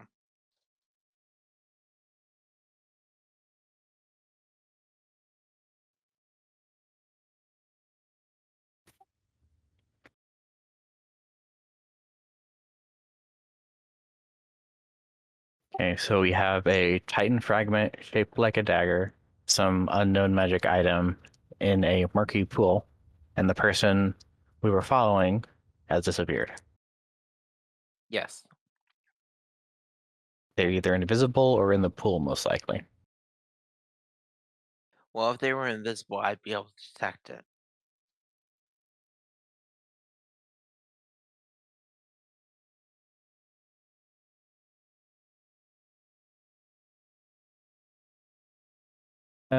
You mentioned there were mirrors on the wall, and there was a perch we could go to reach the dagger. Right. So around the sides of this pool, there are two mirrors on each side. They're the isolated stone mirrors that seem that they can rotate and turn and be adjusted, but right now they're at off angles.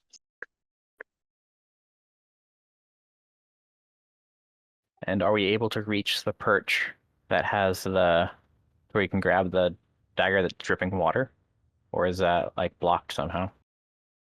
No, it if you walk around one side or the other, you can get up to where that perch is. It leads to the same place at the back there.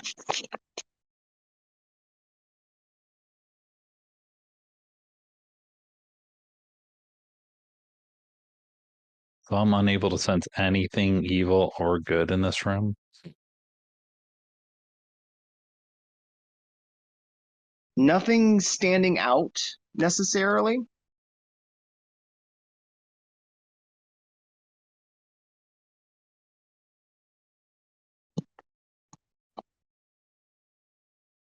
S is going to walk up to the edge of the pool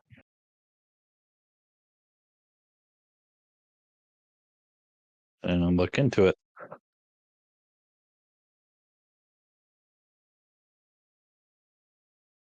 As you walk up to the edge of the pool and look down into this murky, dark water, you see at the very center at the bottom is a stone box. It has a shiny looking lock on the front of it. Is the only reason it's kind of standing out to you, as it kind of glitters with the magic that it has on it. But you would probably assume that's where the source of whatever magic is being detected is coming from. But as you're making this observation, I'd like you to make a dexterity saving throw for me. Is somebody attacking me? Yes. Okay, because that makes a difference.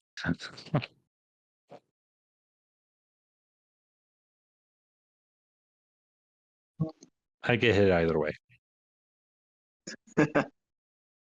Okay, so go ahead and roll athletics or acrobatics to not get grappled.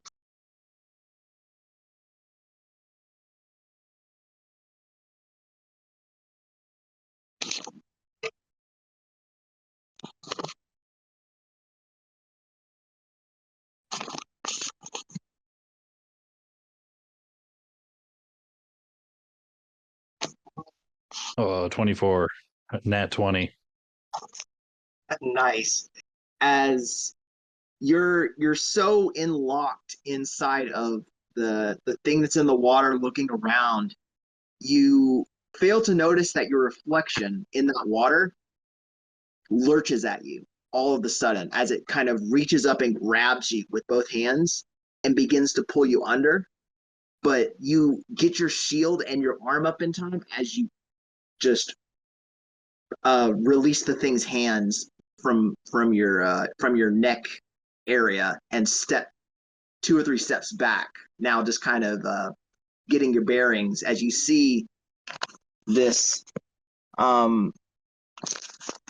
this elemental water titan just kind of raise up out of the water that has that had your reflection on there, but now it slowly kind of dips into its own multi-mouthed. It has these spots where eyeballs would be as it slowly blinks, and it has 4 sets of arms, and just kind of is this gurgling, watery noise as it sounds like it's drowning, and it recoils from you releasing its grasp and attempts to go for another while you're in range. What would you like to do now that you have a reaction?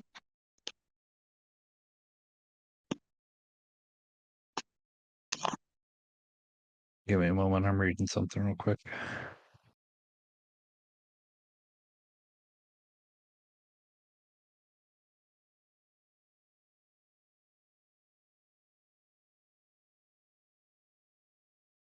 Ah, crap. I can't do that.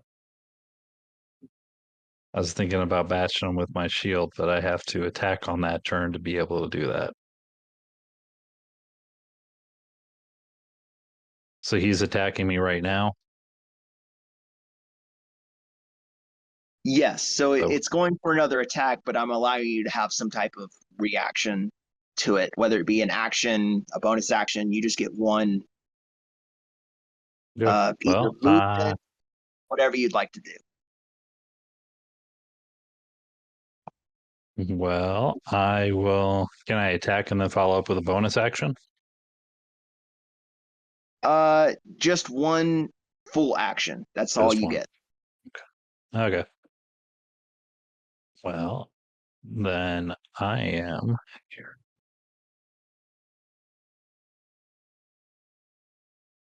Oh, I'm going to attack it. Okay. Roll to hit.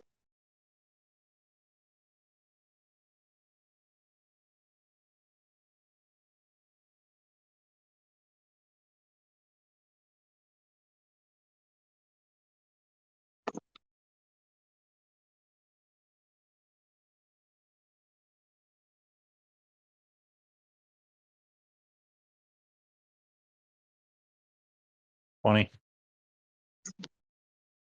Yeah, that hits. So roll your damage.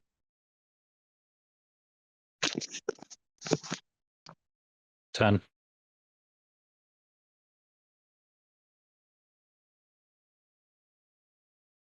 Okay, so what are you using to attack this thing with?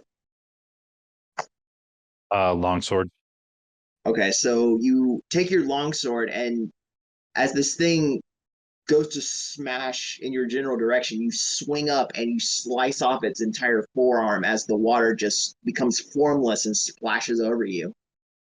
And the rest of its wrist, it just recoils and gives another intense scream, but begins to regrow its limb ever very slowly, taking its other two sets of arms and going to swing at you.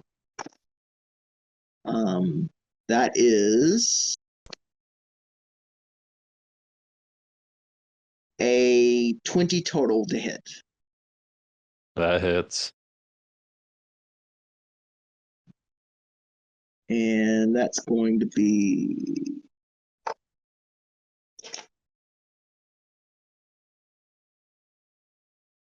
5 bludgeoning damage as it comes swinging down on top of you and just smashing into your shield. But the force is just this watery, overwhelming splash of just a wave, like a tsunami, crushing you into the ground. We'll go ahead and roll initiative at this point.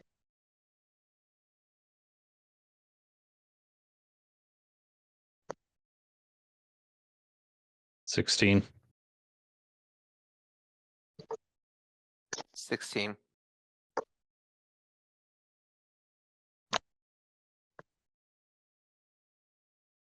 7.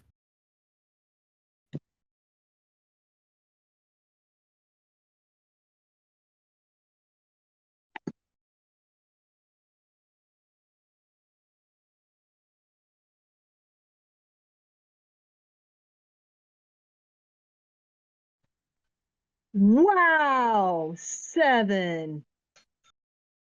Both. Wow. 2 of us rolled 16, 2 of us rolled 7s. Fun, I think.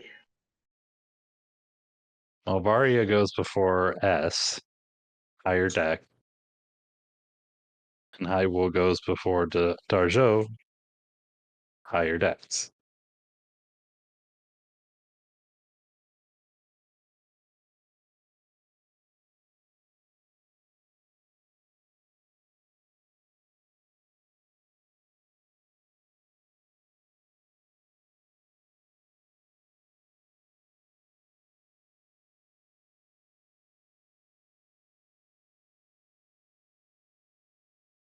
Correct. So, um,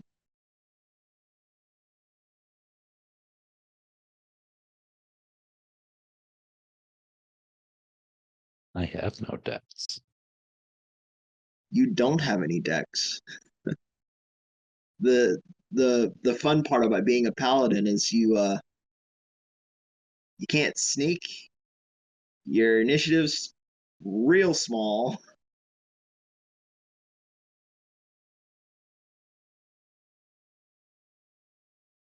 I'm a barbarian that can't rage, and I can talk to people when barbarians can't.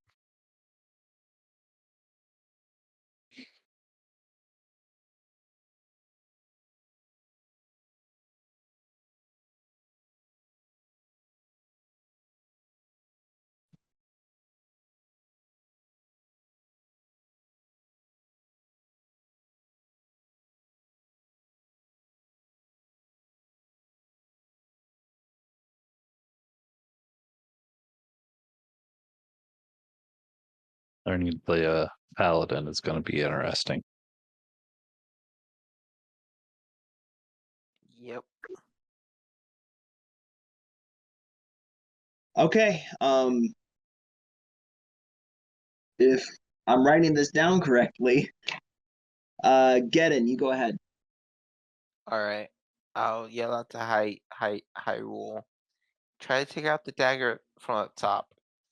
Meanwhile, I'm going to firebolt the I'm gonna move a bit to the side to the right and firebolt the elemental.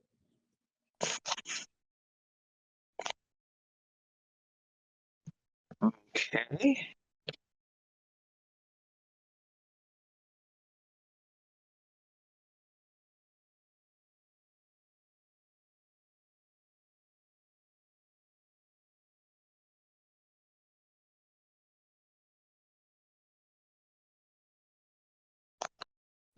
$16.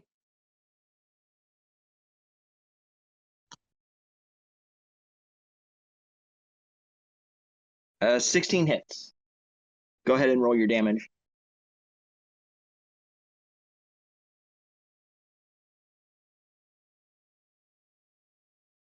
$9.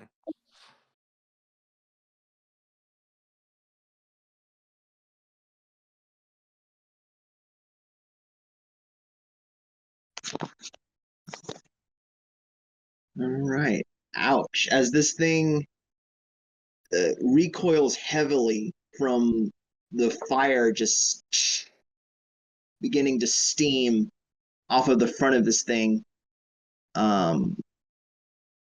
It seems to really not like that at all. As its body stays in that amorphous shape where it's just been turned into steam.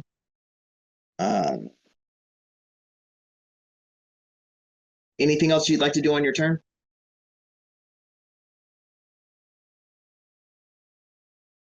No. All right.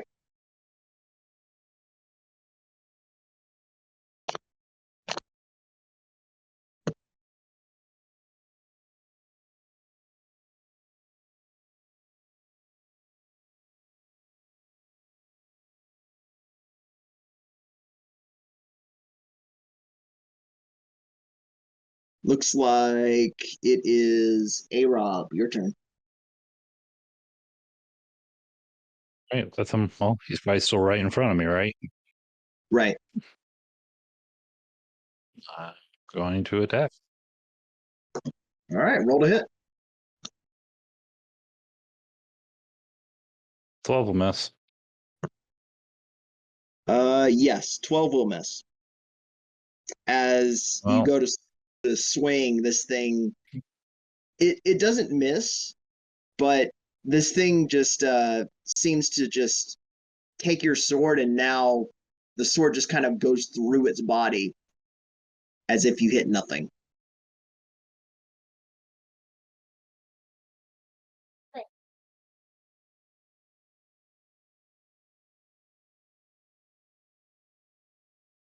seeing this. With having Shield Master, I'm able to shove and knock him prone with my shield. How do I do that? Because it even under Shield Master, it doesn't even show me like the mechanic on how to do that.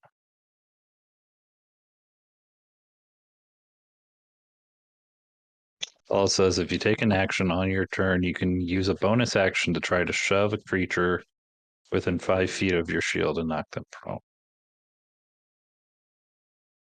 I'd imagine it'd be bonus action and then it'd be your strength plus it'd be let me see.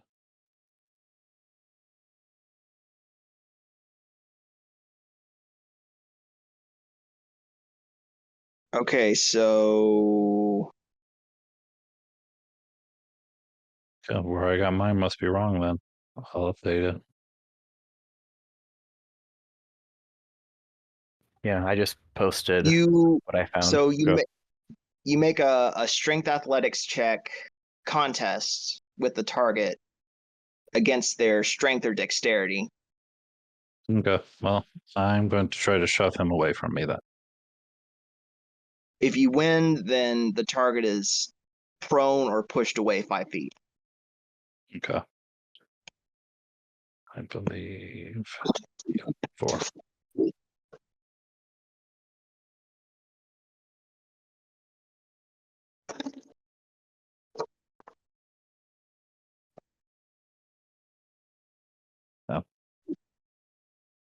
So still roll for it, or I just tell you what my thing is? I've You never still done this roll for before, it. so okay. It's an athletics roll for you as you're trying to push it. 9.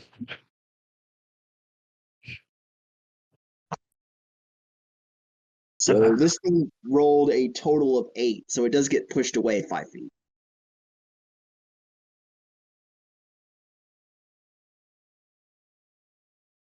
Um, you come back with your shield against this thing's watery, just quote unquote body, as you can feel the pressure build behind your shield, and you give it a good shove as the thing just glides 5 feet across the water backwards.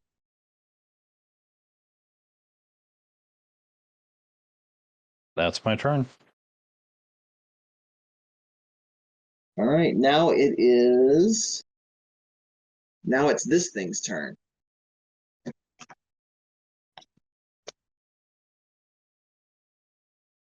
As it goes to, nope, it'll just go to take another slam against you, S, as it goes to hit with a 21 to hit. Jesus.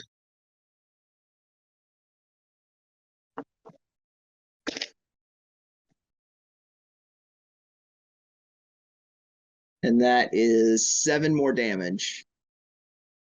I'm knocked out. As once again, this thing goes to slam on top of your shield, this time completely pushing you flat against the ground beyond your strength of holding yourself up, and just recoils, kind of flexing its hand, now standing over your non-moving prone body there. And it ends its turn. That's going to be Des, you're up. I am gonna fly as fast as I can up to grab that dagger out of that ceiling. I'm gonna stay out of that thing's reach as best as I can. Okay. With it being a medium-sized creature, you will be able to go up and around it easy enough inside of this large cavern. And you do, in fact, get up to where the dagger is. You just want to grab it? Is that what you're going for? Yeah, I want to get that out of there. Okay, so it seems to be stuck in.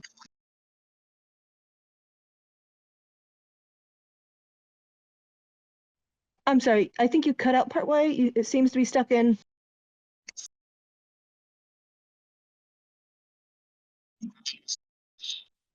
Uh-oh, robot rare time.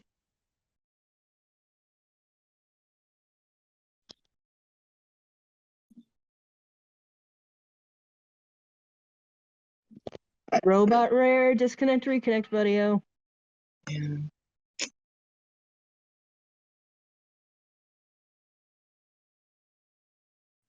I wonder why his keeps doing that every session. He uses his phone, right? I thought he was on a device. I hate when Like, that happens. it's happening every session. What are you using? I'm just using like my phone as the right next to my computer. Oh, okay. I wonder what's going on that's causing that. I'm not sure because it doesn't do it like all the time. Like it works good for like an hour and a half, 2 hours, and then all of a sudden, Yeah, I know. I was kind of wondering about that. Well, something to look into another time. yeah. Um. Anyway, so the dagger is locked in place. Magically, it's stuck in Of the air course. there. Would you like to use a strength check to pull it from its position? Sure, let's give this a go.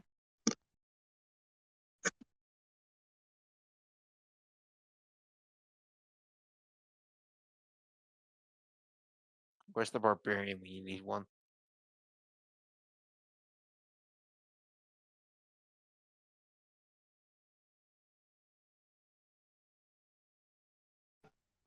Total 20?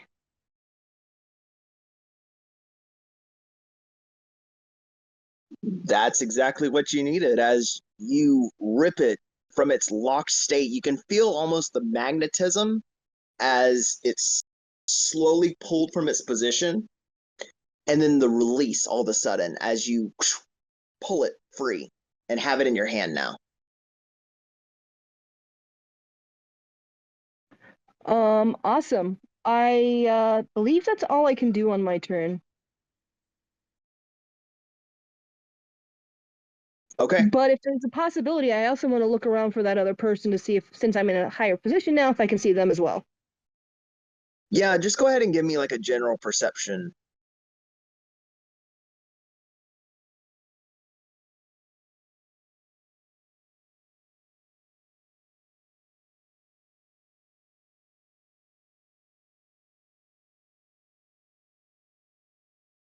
Shoot, actually, give me a moment, Rare. I gotta double check. I might not have actually rolled a 20. Give me a double check. I might have used my check and not a strength. You know what I mean? Right. How do reactions work? I don't actually remember. Ah, dang it, Rare. It was I accidentally looked at my save roll. I was looking at my perception roll and realized something was off. Ah. So it should have only been an 18, not a 20. So the dagger's stuck in there.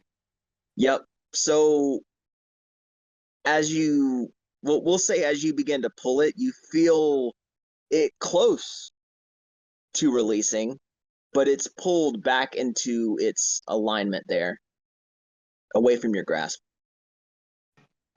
Gotcha. Would you still like to look around? I'm gonna keep my hands on it, but I'm gonna yes, I am gonna do a quick look around just to make sure nothing's coming from behind me, under me, etc., just like I stated before. But just keeping on the dagger.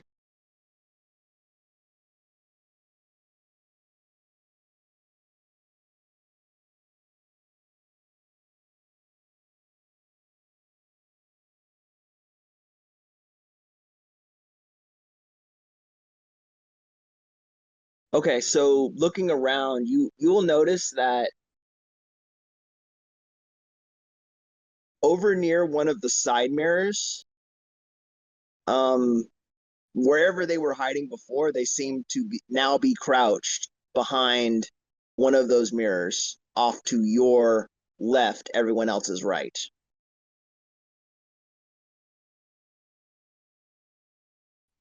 Okay. I am gonna call out that person's position, and let them know, and I'm gonna just go, "Oi, mirror to my, you're right. They're over there."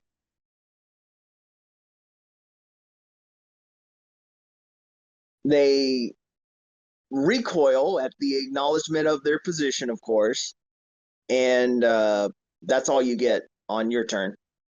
I figured as Um, much, but it's what I gotta do, what I wanted to try. Yeah, uh, it was a good try. Um, so next is Void. Okay. I assume I have Minna with me. I would Yes. like I would like her to fly and touch S if possible. Yeah, that's easy enough. As they fly over and swoop down. And then I want to cast Cure Wounds through her onto S. Okay, so roll your cure wounds.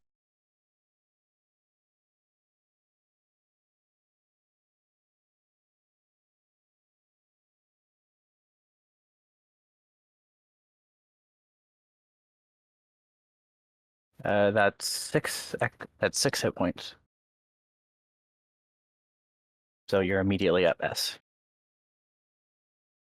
You just all of the sudden you feel just wet and damp, and you're just physically just as if life has left your body all of a sudden.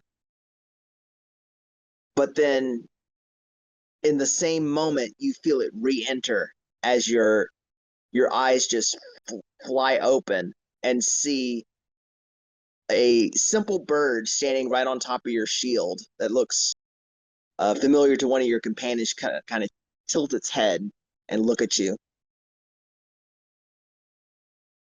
S just smiles and nods and thanks. Yeah, and then I want Minda to fly away.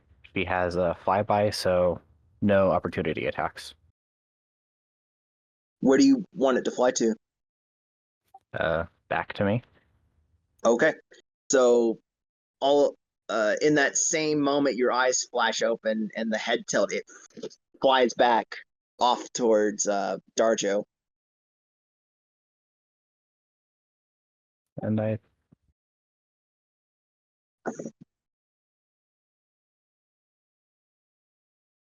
that's all I can do this turn. Okay, so with that, we're back to the top.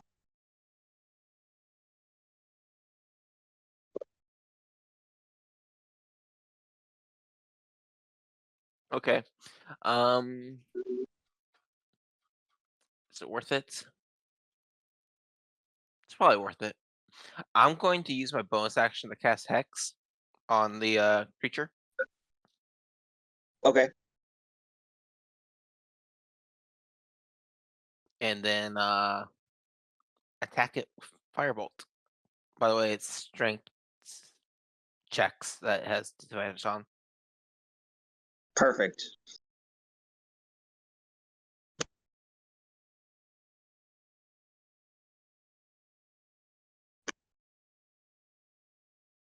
$18. Okay, that hits. Roll your damage.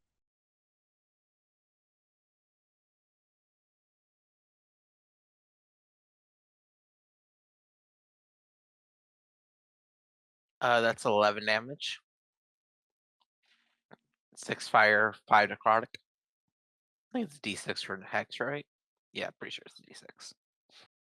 Yeah, it's extra D6 necrotic. They also disadvantage on ability checks with one stat of your choice. Yeah, I picked Strength. As well for my shield. Okay, so how do you want to kill this thing?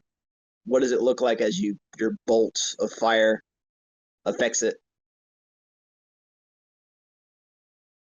All right, it's going to as the bolt hits it, it's going to start. It's going to leave a hole in it, and then the necrotic energy swirling around it, it's going to pierce into the hole and cause it to explode. Okay. Yeah, exactly that. As the bolt just pierces it and straight to the core, and it begins to bubble up from the inside, and just all of a sudden it goes as if it's going to go go dormant, but then a giant explosion happens as water is just sprouted as if it's just like a sprinkler system everywhere, and everybody gets hit by some type of water.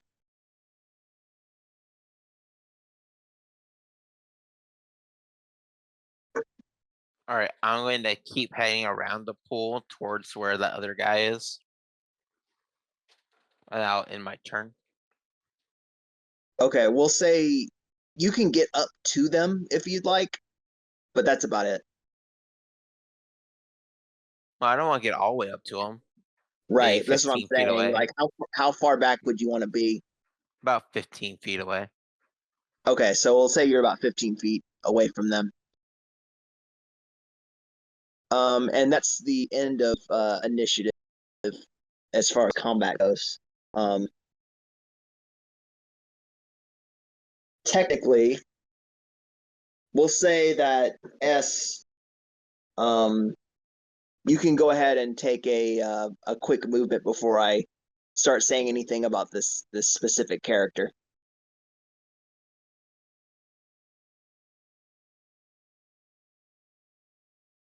Oh, I stand up because I've been prone. And I make my way around the pool. I follow.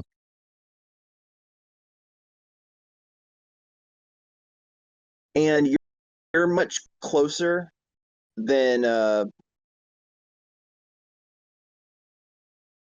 where Varia was, so you're able to, even with half movement, get up to where this individual is if you'd like. Okay, yeah, that's fine. Okay, and you have a free action to say anything.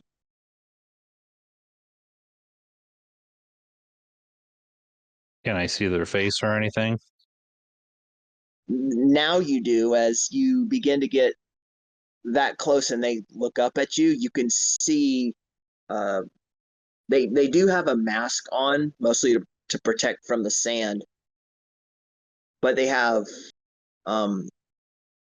this purple skin and these dark black eyes with just solid black, no pupils or anything.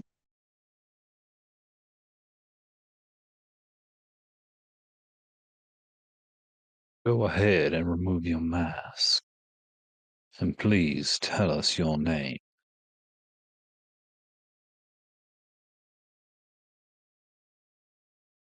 They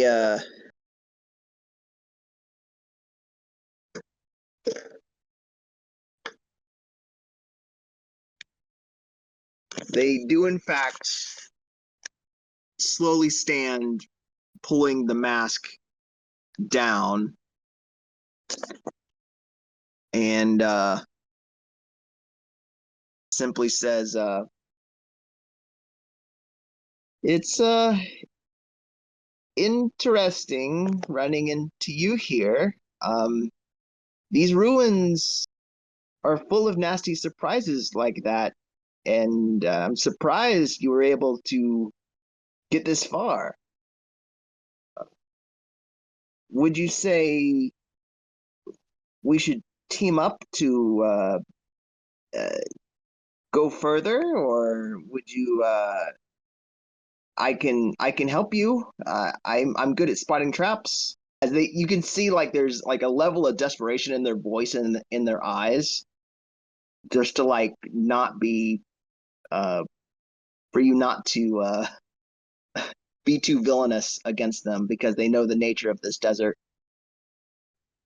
Hyrule will point the bow at him from above and say, "I believe he asked for your name was asked for." I Oh, will. my faults. My fault there. Uh, Alara. That my name is Alara. Well, Lara, we're not here to go around aimlessly killing. If that was our goal, you wouldn't be standing just now. I suppose that's true.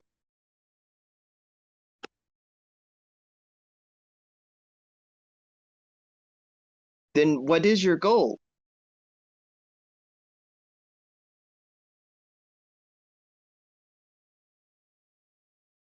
Well, what's many people's goals down here?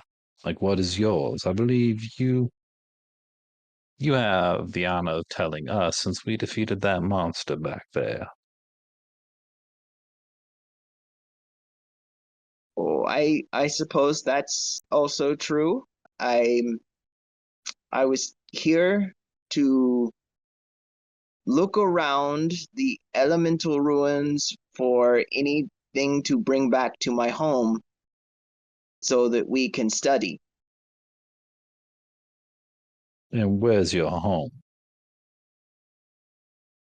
I live at the far reaches of the desert land, nearer towards the coast. We are a race that are deeply interested in these elemental creatures. Can I tell if she's telling the truth or not? Um, go ahead and roll your insight. That's one thing I'm actually good at. But I'm not good at dice rolling.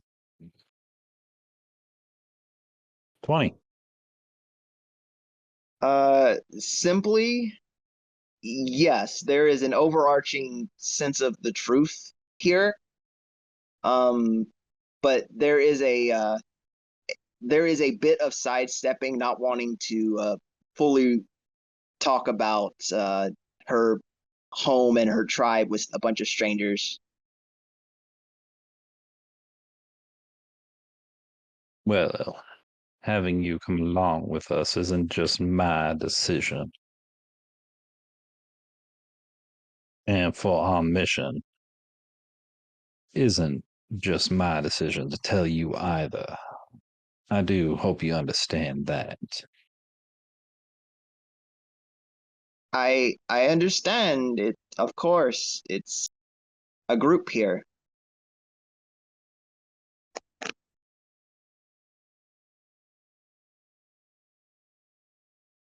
S turns around and tells I will continue with what you were doing up there. All right. I continue to try and remove the dagger. I take my time and just really put my umph into it as much as I can. You'll also have access Okay. to guidance now.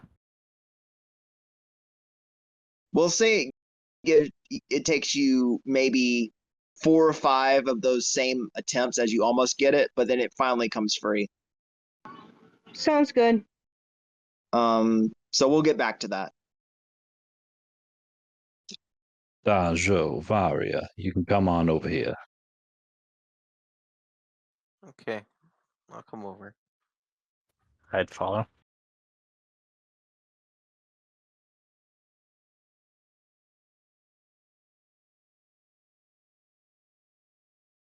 Well, I believe we have nothing to worry at the time being. But she wishes to travel along as we search through the mine, search through these ruins because she's good at spotting thing traps. That's definitely why they sent me. I'm the best in my village.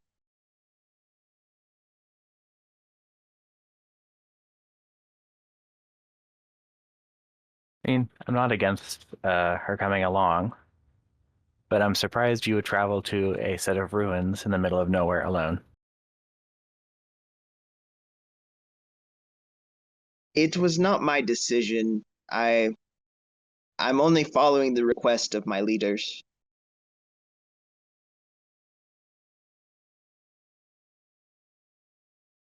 What race is she?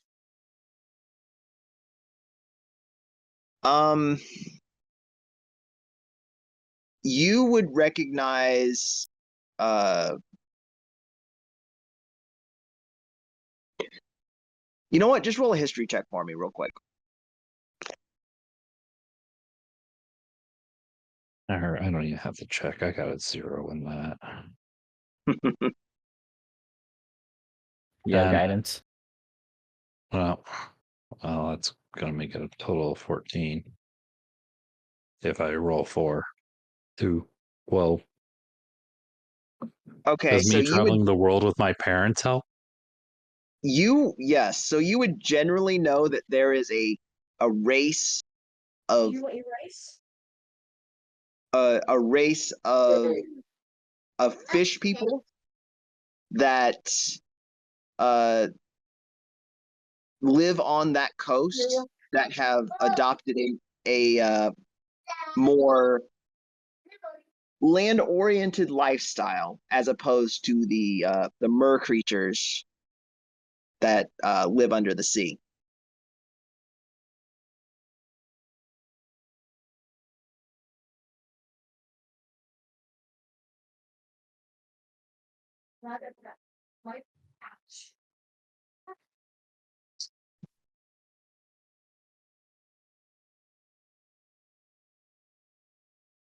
Okay. Well, I'm gonna go ahead. Go right ahead. I was just gonna go look at the mirrors. So you can continue what you were saying. Well, from this room, where were you gonna head next? I was told that there was a special relic of some kind here. I wasn't exactly sure where it would be. As you can see, there's whatever this dagger is. That may be what my my head researcher was talking about, was the dagger. Mm-hmm.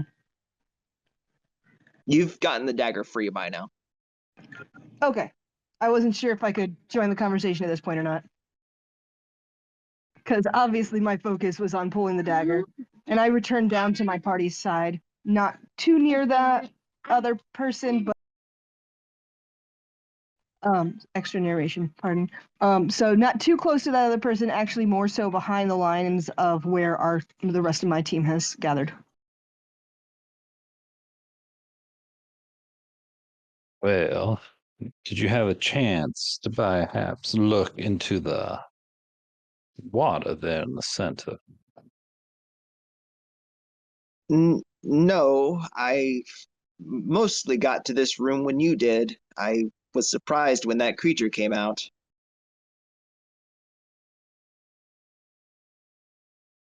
I'm honestly, I don't want this to sound crude or anything, but I wouldn't have been able to take those blows like you did so valiantly. I didn't take them very well today. I can say that much. Well, better you than me. That I will agree with.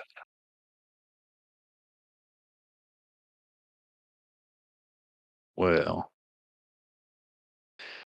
as turns around and starts walking back to the water's edge again. You walk back to the water and you actually notice that without the dagger, without this creature inside, the water has become completely clear and unmurky. How far down is the chest?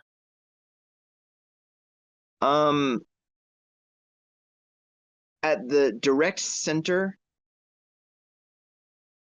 of this, about 15 feet out and about 15 feet down is this chest.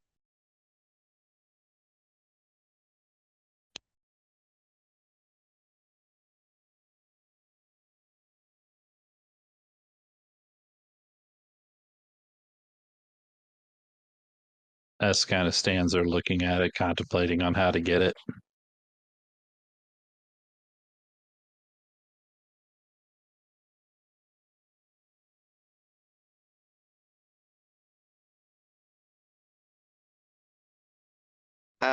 Excuse me, as long as it's safe, I can go get that for you. Well, if you're volunteering, the water looks much safer than it did prior. I'm I it it's one thing I can do for you now that you've spared me in this situation.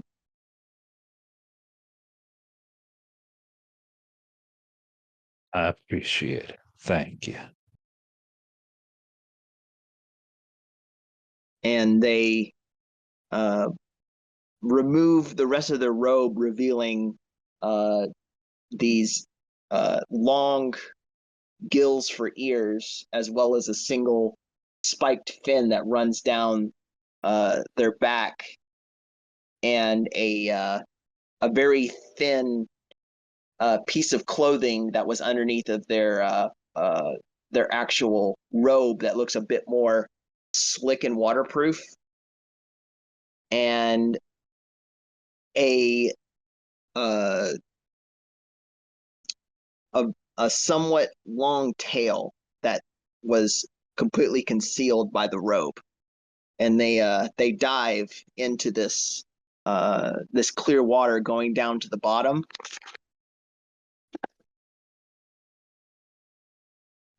And go to begin the process of unlocking this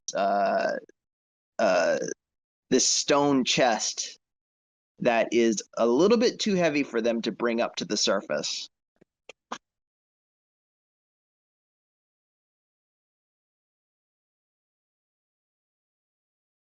S says, keep a sharp eye on her to make sure nothing is pocketed.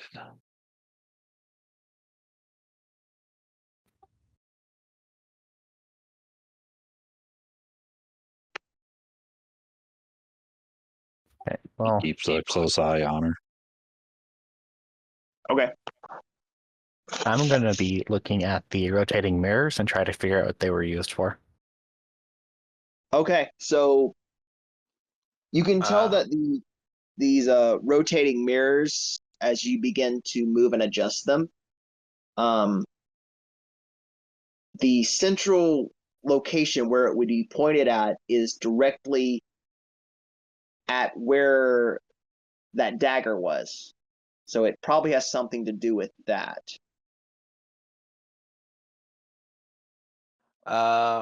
Rare. Yeah. When Varia was using detect magic, was it coming from inside the chest or was it the chest?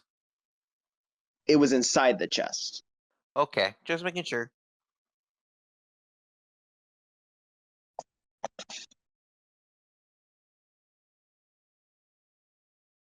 And after a short moment longer, the chest is opened, and what looks like a circular piece of something that's big enough to be held almost like a basketball. And they come back to the surface with it in their hands and present it up to you, S, specifically. What was that? I'm sorry. So they took something out of the chest that looks like It looks like it's wrapped in some type of kelp of some kind or like greenery, but it's the size of a basketball, and they're holding it in both hands as they come up to the surface right in front of you, S, and present it up towards you. I take it from her. Thank you so much. Varia, would you come here, Mo? I'll come over and I guess inspect it. Can I help? Sure.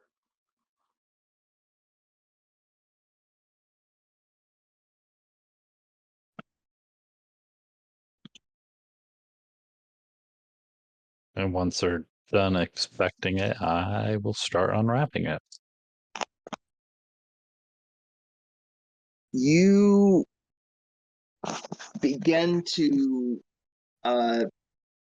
adjust it and move it as you see it almost comes apart in layers as you begin to just kind of peel it away. And slowly it gets smaller and smaller until a single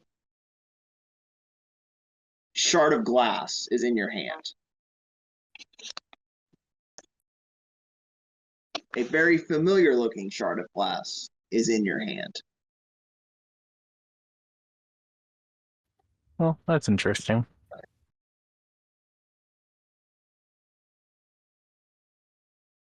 Well,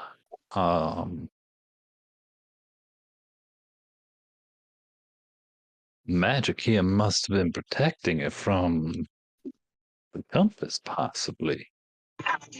Pull out the compass again and see where it points. It may have been a seal at one point. I doubt it was one now.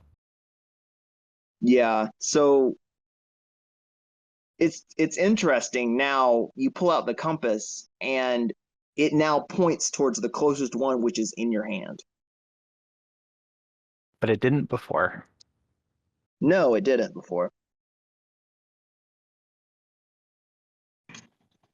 Whoa! Wait! What was that box?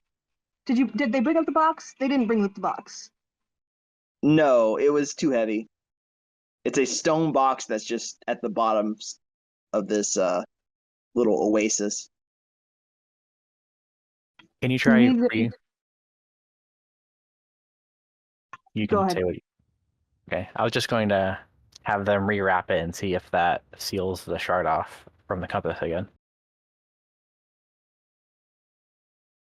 I might try rewrapping it. Yes, in fact, you do. As you rewrap it up to that point, and it becomes that basketball shaped sphere again, and the compass turns and points the direction where you were headed, away from this. Well, that's interesting. Yeah, it is. Let's leave it in that though, because hopefully, if the compass can't notice it, neither can anybody else. Mm-hmm.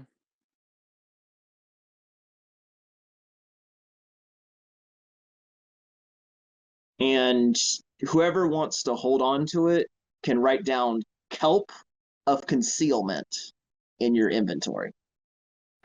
Cool. I will probably hang on to that, but only I'm not going to do anything special with it until this person is out of reach of our party. I'm not interacting with Vane at all. Okay. So have we gotten the dagger just yet, or are we unsure? We have. Oh, I have the dagger. dagger. Yeah. I have the dagger. Okay. Well, we found 2 daggers in this place. A ritual dagger, which is probably not what we were looking for, and this, what I assume, is another Titan shard in the shape of a dagger.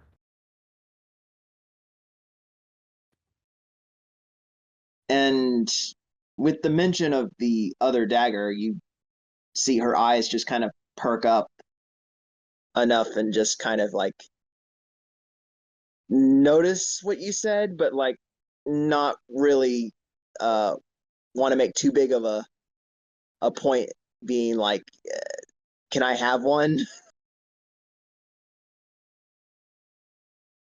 Let me see that dagger that y'all mentioned, Darjo. I'm I gonna hand it. pull up. I look at the two and I compare them. Are they identical? No, the one that you have has that dark glass like uh, uh, purplish color to it, but the other one is made out of like a fine metal, like a regular ritualistic dagger might be. Interesting. What do you guys think of this? And I hold it out to everyone else in the party. Can I inspect it? Well, I was actually having a theory possibly about the two daggers. Obviously, one's resembling of the water titan. I think the other dagger might be more resistant to either earth or fire, considering you need fire and earth to create metal. So it could be either one of them. Is there a color distinction out of these rare? I mean, obviously one's dark and watery. Any differences on the hilt, like on the bottom of the hilt or anything? No major distinction beyond one is a silver with a blue inlay, and then the other one is also a silver but has a gold inlay. And the one with the gold is that darker one. Blue water? Gold. No, that wouldn't make sense because the gold has the water in it. Yeah. We have two of potentially four daggers, but How about we try to figure out these mirrors and see what they were pointing towards the other thing first, right? So let's look around and see if there's anything that we could point the mirrors to that might open up another passageway. the mirrors were facing where the dagger would have been floating.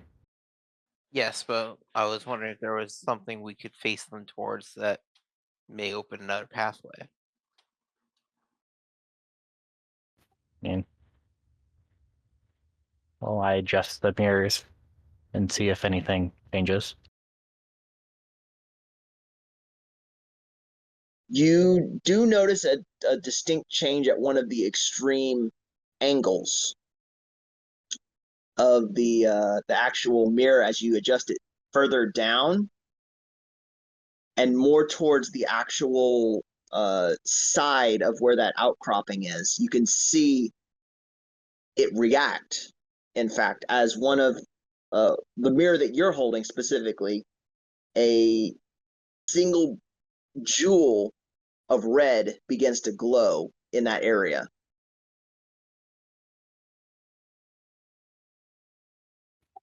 Okay, I adjust all the air mirrors to point towards similar places. Okay.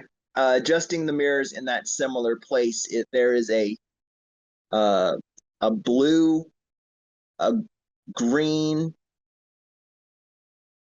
and a brown color, respectively. As you can see uh, that little spot just above where the water sits, it depresses inward and slides to the side as another passageway is revealed there.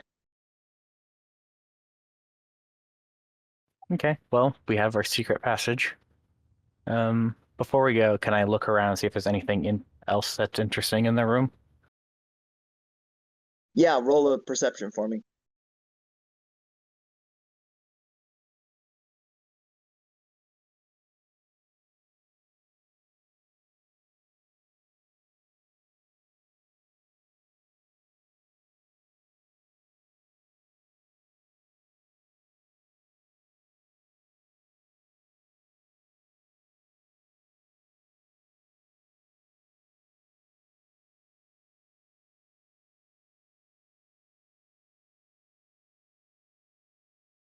11. You've pretty much looked at every aspect of this room as far as what it has to offer. I'd say you did a pretty thorough job.